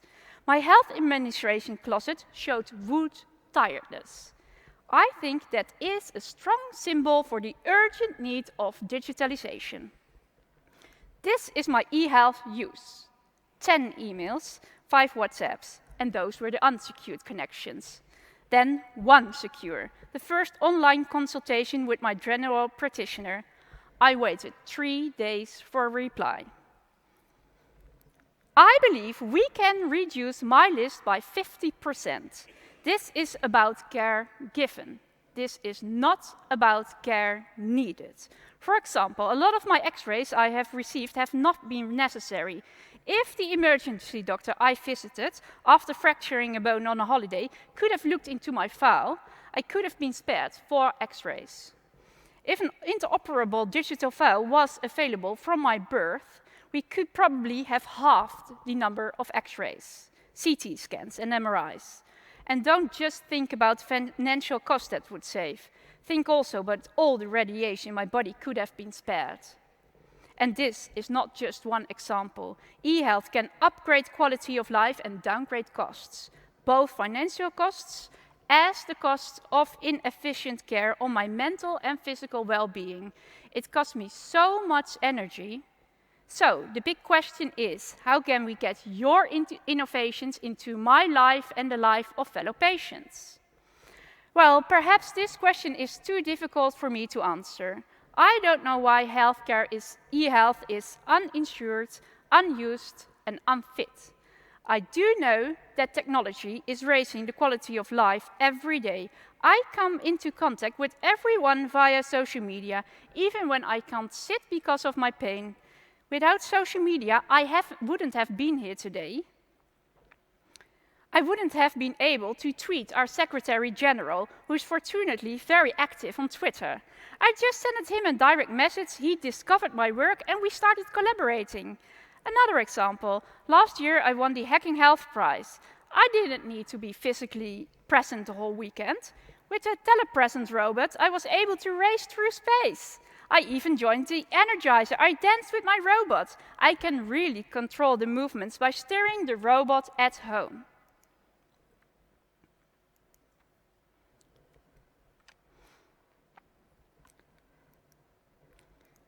I want to show you a video while I'm driving the robot. I skip that. It was a fantastic feeling. So, how do you make sure the e-health meets the needs of the end user? Well, the philosopher and writer Albert Camus, he said, you cannot create experience, you must undergo it. I really do not want you all to be a chronic patient to create the best innovations. I do believe you can co-create. With whom? For the answers, you sometimes have to reflect on old insights. Some 200 years ago, Florence Nightingale was born. She was a very important figure for the care sector, a nurse, a scientist, a social reformer, a woman with an immense huge heart, courage and guts to improve the state of care throughout the world. She was also known as the Lady with the Lamp. This is a reference to the filthy hospital barracks where soldiers lay dying. Florence did her nightly rounds with her lamp to give help where needed. Florence said, suffering is the engine of progress. For some people, suffering sounds heavy and intense. Progress, innovations, those words appeal more. I would like to translate Florence's insight into a challenge. Did you know that patient is Latin for the sufferer? The patient is the person who suffers, and suffering is the engine of progress. So, according to this definition, who is the engine of progress? The patient. And if you want to make progress, who do you have to consult? The patient. It is time to make much more use of the wealth of experience possessed by the end user. The patient knows exactly what the impact of sickness in his or her daily life is. The patient is the expert. Based on real-life experiences, the patient can give you a new window, a new perspective. By collaborating with the patient, we learn to think about things in a different way. There, in that contact between the patient, the policymaker, the care innovator, the politician, in that contact between people, unimagined beauty can be created, just like Wilhelmina is so beautiful. That is what I find so fantastic about my work. The mix of knowledge and experience I have as a medical sociologist, scientist, and patient expert inspired me to start the ICON Foundation. We promote and facilitate collaborations between patients and the healthcare sector. We share insights, as we are doing here today. We give advice by developing patient journeys, qualitative research, or by organizing focus group meetings. And last but not least, we co-create health innovations ourselves. Within ICON, we use patientship, as Florence did, to make progress. What Florence did by doing her rounds with her lamp is what the 35 people of the ICON patient expertise team also want to do: improve the care sector, often because they don't want that other patients to go through what they went through. They want to contribute to quality of care, where quality of life is the starting point. patients want to help. So together we can make Wilhelmintje as a symbol of their quest for quality of life resilient as possible. E-health can be a very important resource in finding that balance. For that, we've got to meet each other in the center, in the middle. With this centripetal movement, we can help each other in a society where we want to keep the quality of care high, sustainable and affordable. Let's start by telling each other stories, like I did today. Let Wilhelmintje be the symbol for all those patient stories. The story about the dynamic capacity of the person that tries to adapt to what there is, filled with determination and resilience. One of our methods is that we put Wilhelmintje on a desk or on the middle of a table during a meeting. We evaluate and ask ourselves the question, does this meeting really contribute to the life of Wilhelmintje, to the life of patients? I love spreading this resource. That's why I like to give you your own Wilhelmintje. And as you noticed, she's quite fragile, so I decided to put her on paper. You will get her at the door.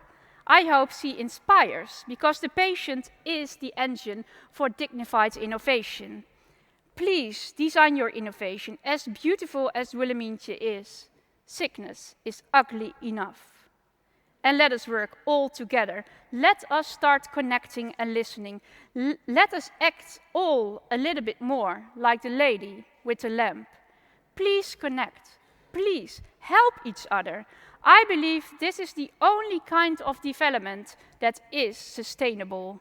Let's meet in the middle. Thank you very much.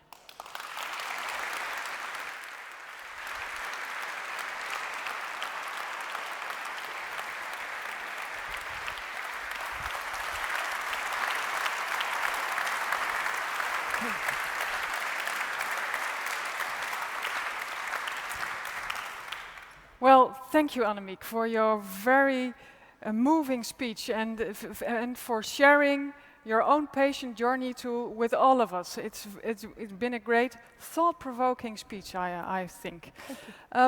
We met before and you said, please don't call me a patient advocate. Would you please tell something more about it? Yes, for me, advocacy is like fighting. In the word, there's something that's like fighting, and I don't like to fight. I like to collaborate, and I think patients should be a co-creation partner, and that's why the ICON Foundation really wants to be a professional partner. And when you're professional, you're not fighting, but you're collaborating, and that's why I chose not to be a patient advocate. Okay, great. Yes. It's good to straighten that out. You told me about a lot of barriers you had to go through, unnecessary barriers during your patient journey. If you could pick one existing e-health tool at this moment, actually existing at this moment, what would it be? What should be introduced tomorrow at every doctor's room? What will it be? For me, it will be teleconsulting with my doctor. I think in our country we turn up to much more centers of expertise, and in the end, all patients will have a rare disorder, because in our genetic system we will find all kind of mutations, so everybody will have a rare disease. And then we have all the centers of expertise, and they're just in the middle of our country. Our country is quite small, but when you have a larger country, you've got to drive a long way in the traffic jams, wait in waiting rooms, all the time that could have been spared by just having teleconsultation. I really look forward to that. Yes, that will be great. What do you think is necessary to achieve this and to get doctors using teleconference tomorrow? I think they could be a little bit more brave. When I'm in the hospital, I think, come on, guys. I work at a hospital as a researcher, and then I think, why isn't it here? And all the nurse practitioners, they want to get started. But somewhere there's a border. And get rid of the borders, be brave. Okay, thank you very much. People all listen, be brave. Yes. Thank you, Annemiek, for your interesting speech.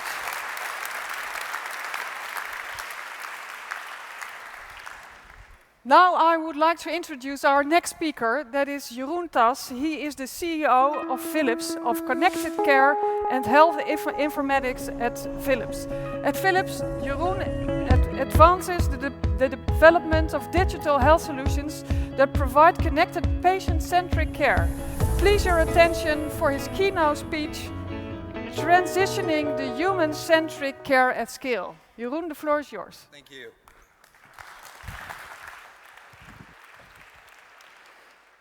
Thanks, Annemiek. That was a truly moving story, and I think what you proved to us is the absolute necessity of what we're doing here this week, so thank you very much. We're in a special place. We're actually in the place where in the early 17th century, the Dutch set up a stock exchange. And actually, the Dutch were very innovative.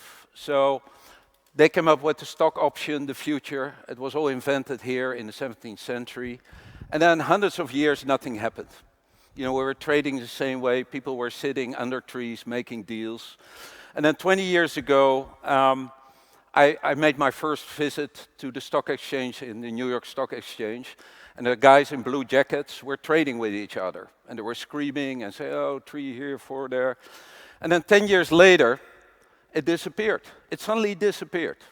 So we're sitting in the place where people were trading.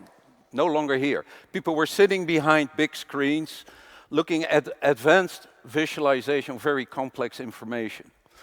And actually, based on all that information, they would make their trades. Today, the vast majority of trades is done by computer algorithms. So even the people sitting behind these advanced visualization screens are disappearing. 20 years ago was also the first time my team at Citibank launched internet banking. And 20 years ago, the majority of the people said, you're wasting your time. Nobody's ever going to trust their financial information to the internet. 20 years later, I'm having exactly the same discussion, where people say, people don't trust their health data on the internet. 20 years ago, we started payment networks. Today, you can take your card, or you can even take your phone, and you can pay anywhere. You can pay the Uber that's taking you here. You can pay your hotel. You can pay it in India. You can withdraw money in Kuala Lumpur. It's an international standardized way, secure way to move transactions. What am I trying to say? I'm telling you that what we're experiencing in healthcare has been experienced before. And actually today, the financial services are again disrupted by fintech.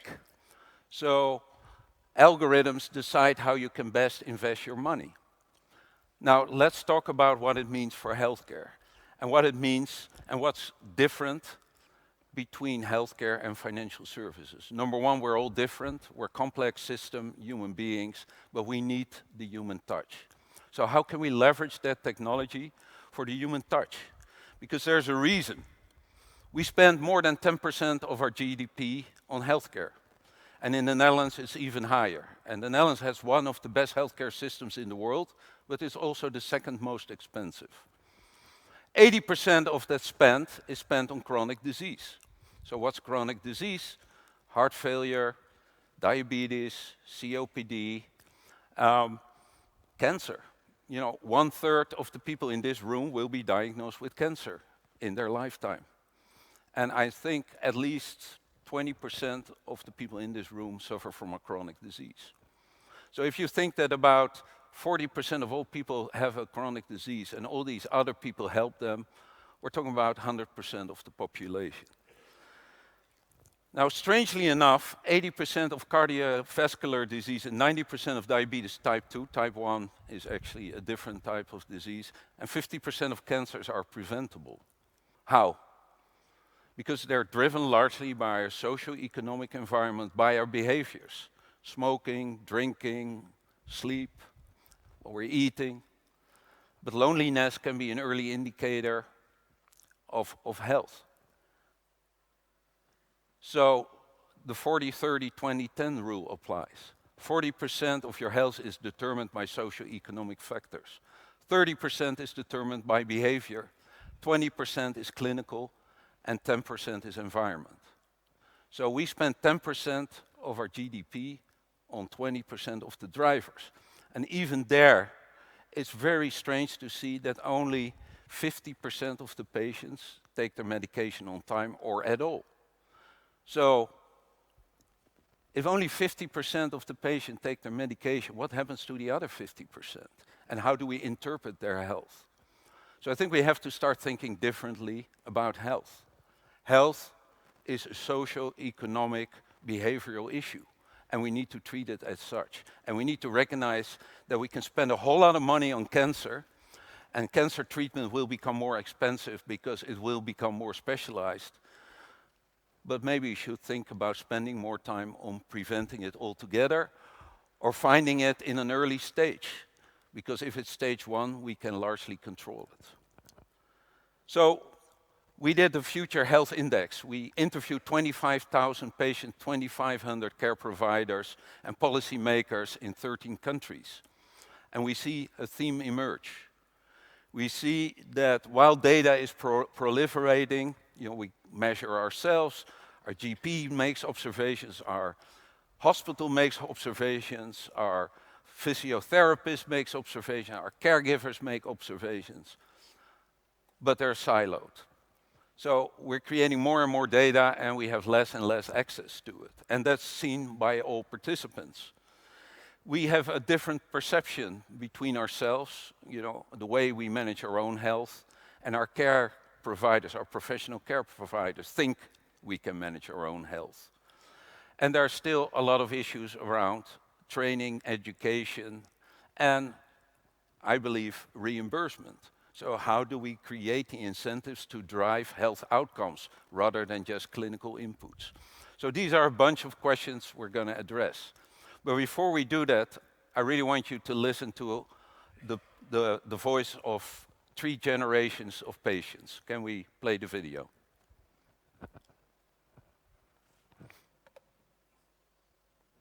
At first, we were a little hesitant about all of this equipment, but as it was explained to us by people from Banner Eye Care and from Philips, we reached a point where we felt comfortable with it.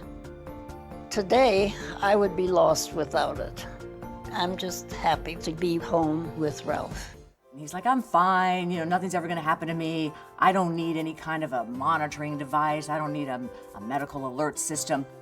He didn't want to seem vulnerable. He didn't want to seem old. Who wants that, right? We insisted. Everyone is so different, and everyone has different issues, and they change over time. I think it's important that you can take control of your own health and have the ability and access to your own information and your own data. Because right now, I can't see that. A doctor has it somewhere in a file. I think it would give me more insight and my whole healthcare team more insight if we just can get all the information in one place. Well, the beautiful young woman you saw is my daughter, Kim. She was diagnosed with type 1 diabetes when she was 12. And throughout the years, I've seen her suffer with managing her condition and the complications that are associated with her. I listened to her talk about how her different caregivers never have talked to each other. I listened to her when she tells me that she's the one who has to aggregate the data and interpret that data to manage herself. And at the same time, I'm an IT guy, and I look at this. This is a problem we have to solve, because it's not just Kim, it's a problem that's associated with everybody in this room today. So I think what we're looking at is different expectations. We all are getting used to self-manage. We're all getting used to have the right information come to us on which we can base our decisions. We want to be part of a care team. I definitely want to be part of my daughter's care team. I want to be part of my dad's care team. But it needs to be enabled. I want to help them. I want to support them. I want to help them nudge so that they can get to their sweet spot, that rare moment when they feel that everything goes well for them. My daughter tells me that she has to make 180 decisions every day. How can we help her take her mind off that and make that much more automated? How can we make sure that when her numbers are high for a couple of days in a row, that she can get access to the right care, that people can tell her you have to change your insulin, or maybe you should take it easy. So what we want to do is make sure that we leverage all that technology that's available today and frame it in a way that chronic disease patients who live with their disease for the rest of their life, every day, every minute, who cannot take a break ever, can help themselves, but can be supported by the people they love and by the professional caregivers in a network 24/7 in real time. Sounds familiar? You know, that's the stuff we did 20 years ago when we started with internet banking. In a way that the data is secure, but that the data is organized in such a way that it helps them with their decisions. We have to organize health in a way that it follows our continuum. You know, if we're living healthy, how can we continue to live healthy? If we know we're at risk, I'm at risk for disease because I suffer from hypertension. So how can I take control of my condition? How can my daughter take control of her condition? And how can we prevent acute situations to happen? We can do that today. In the ICU, Philips has developed software that allows us to measure vital signs of patients, combine that with the medical history of the patient, and we can identify an increased risk of a cardiac arrest 24 hours in advance. 6 hours in advance, we see another step of that risk, we can actually intervene. We can give medication, we can come in and avoid cardiac arrest. Stroke, extremely time sensitive. From the moment a stroke happened, how fast can we get somebody to the hospital to remove the clot? Can we do a CT scan on the way to the hospital? Do we know exactly what medication the person is on? Do we know which hospital has experts care available, so that every minute counts, but every information is there from the moment the 911 call is placed to the moment that patient is in surgery. All of this is possible today. We have the technology. We just need to bring it together. We need to move from prevention to doing the best diagnosis in time, in real time, there and then we need to do the treatment that fits with the diagnosis. Cancer. Cancer is a unique disease. It's a disease of the cells. Every cancer is unique. So the better we understand that cancer, the better we understand how it evolves, where it comes from, the better we understand the cell structure, the better we understand the genetic code of the cancer, the better we can treat you. The earlier we can treat you, early indications, the better the outcome. And then, if you have to undergo chemotherapy or targeted treatment, you can go home and we can continue to monitor you from home because we give you that little patch that allows you to stay connected. So what we're doing, we're creating this very rich profile view, and we can do that today. We do digital pathology. We can take the Google Maps of the cell structure.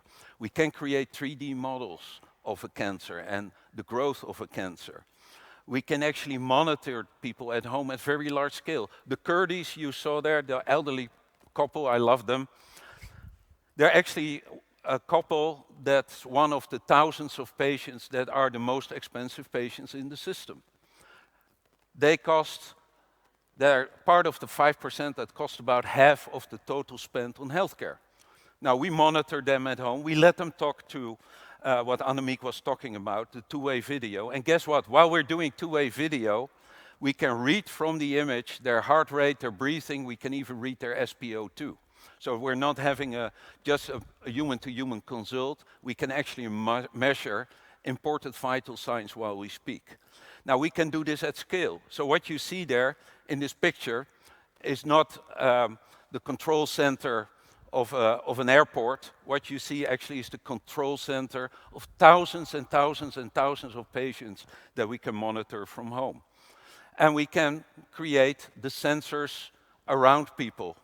And we We show that how we do that. We can create sensors on your body, like this medical watch that's measuring my heart rate and heart rhythm and activity, but actually also sensors in the body. We can have censored medication that will track through your body, and we can read out information from within your body.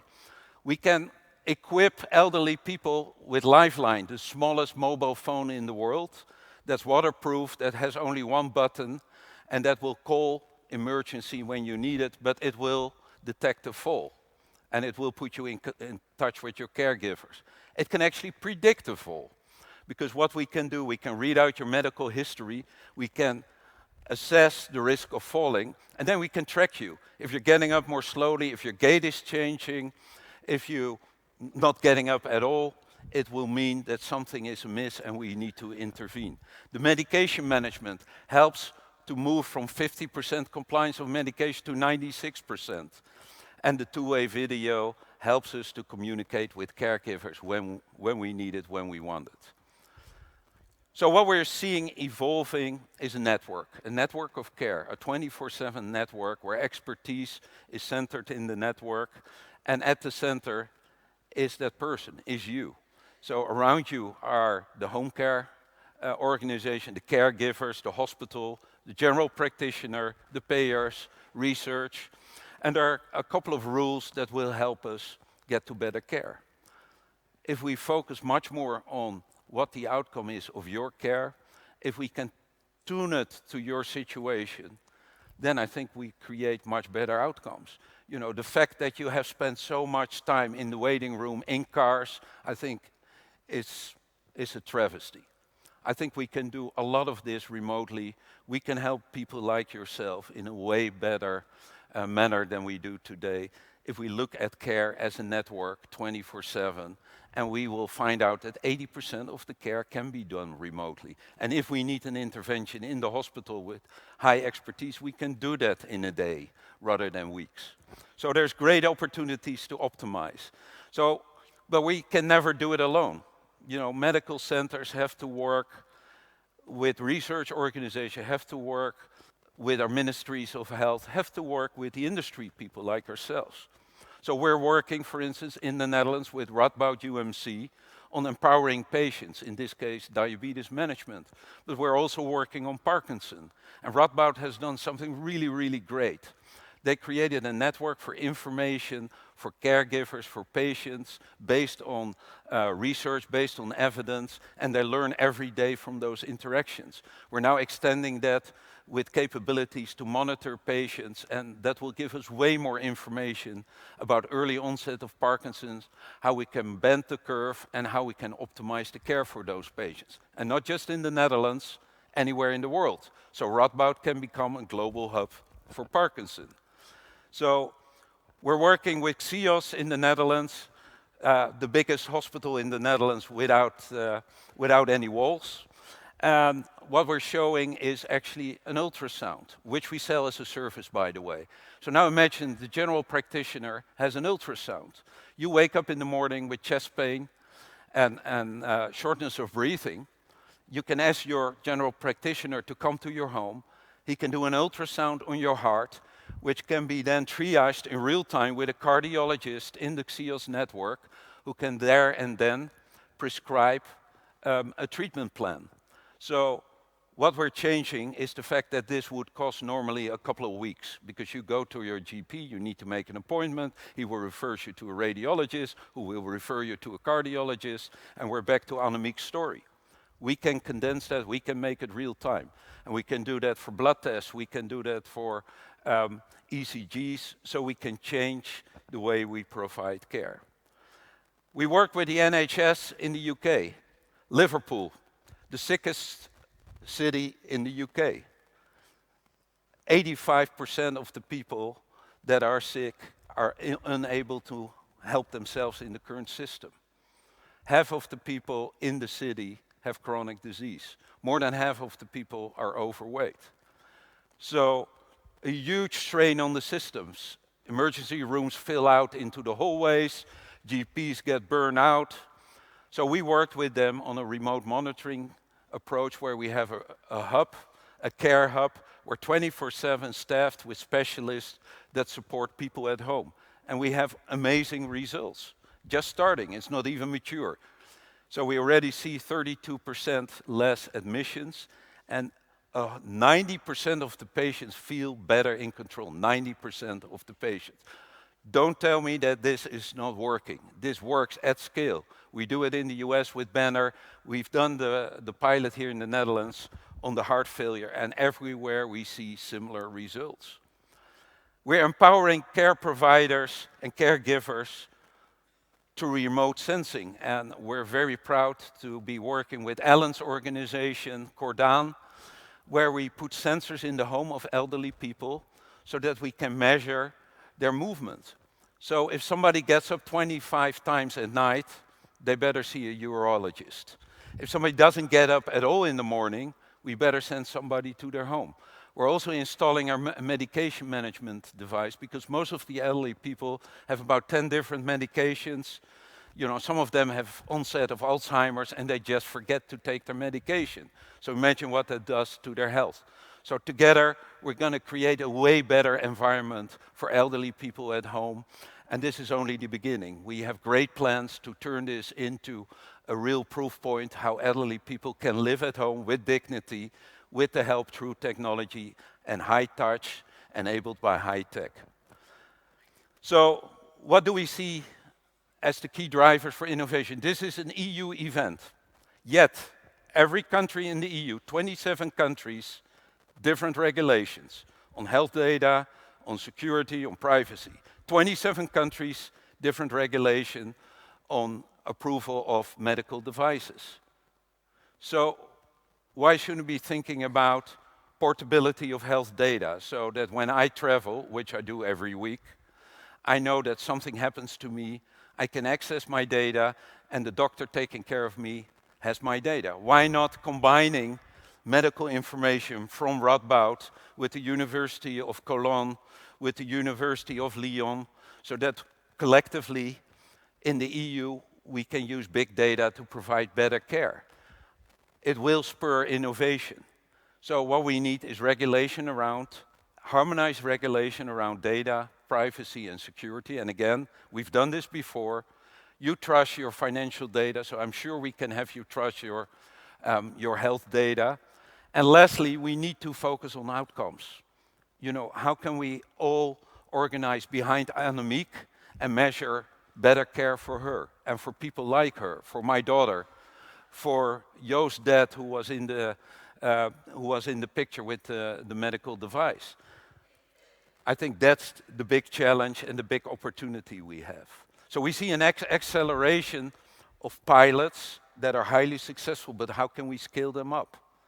So how can we make sure that we essentially create a health infrastructure? We have an infrastructure for financials. You know, we can pay anywhere. We have an infrastructure for transportation. We have an infrastructure for virtual everything. We need an infrastructure for health data because healthcare is becoming an information technology-driven industry. It's becoming a data-driven industry because it's based on very rich understanding of ourselves and very rich understanding of the clinical and societal drivers for health. Network models need to emerge. You know, we cannot have 10 or 12 different organizations deal with a single person and people never talk to each other, let alone be aligned against the outcomes. We need to create network models. We need to create that ecosystem. Therefore, we have to innovate the business model because it's not going to happen if we continue on a fee-for-service model. Today, if I talk to radiologists, they really look at how many studies they can do in a day.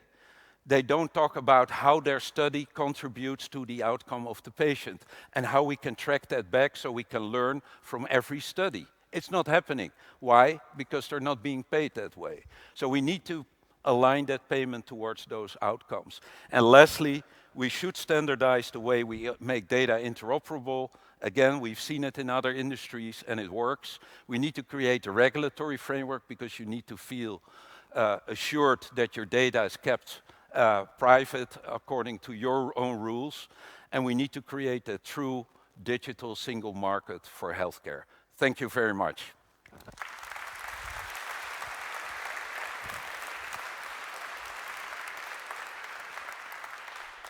Jeroen, thank you so much. And maybe I would put just one question to you very, very quickly. And you shared with us the story of your daughter who was diagnosed with type 1 diabetes at the age of 12. And of course, we heard from Olmiek as well, saying that suffering is the engine of progress.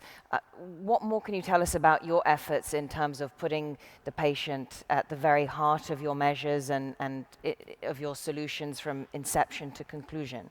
Yeah, I think we completely changed the way we look at our products and services.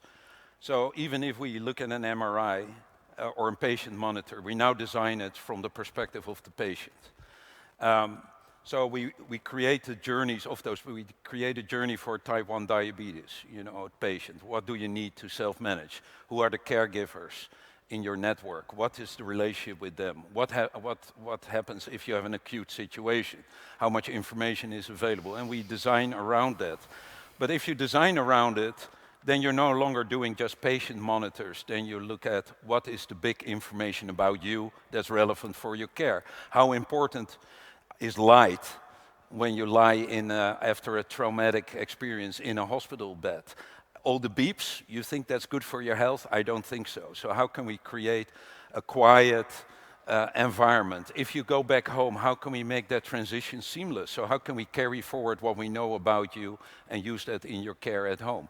But we do everything from the perspective of the patient. I don't like the word patient either, because my daughter also says, I'm not a patient, I'm just a young woman with a condition. Yeah. So I think that's the way we need to look at things.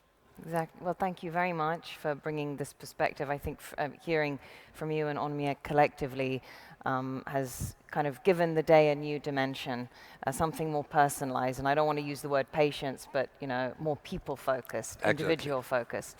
So that wraps up the day. Thank you. We have, we've got a busy day coming up tomorrow as well. We'll be hearing from the Secretary General at the Dutch Ministry of Health, Welfare and Sport, Erik Gerritsen, will be here. Also, the former head of Microsoft's health business in the UK will be telling us about the big driver of change he has his eye on. So I will see you back here tomorrow morning at 9 o'clock. Just a couple of things about online, social media, Twitter, you can join the conversation, #eHealthWeek. And of course, there's the eHealthWeek app, which you can also download on the website, from the website. So do that as well. And I think you are all invited to the exhibition hall opening reception this evening. So that's from 5 to 6. And that's taking place on the floor right there. So thank you very much, and see you back here tomorrow.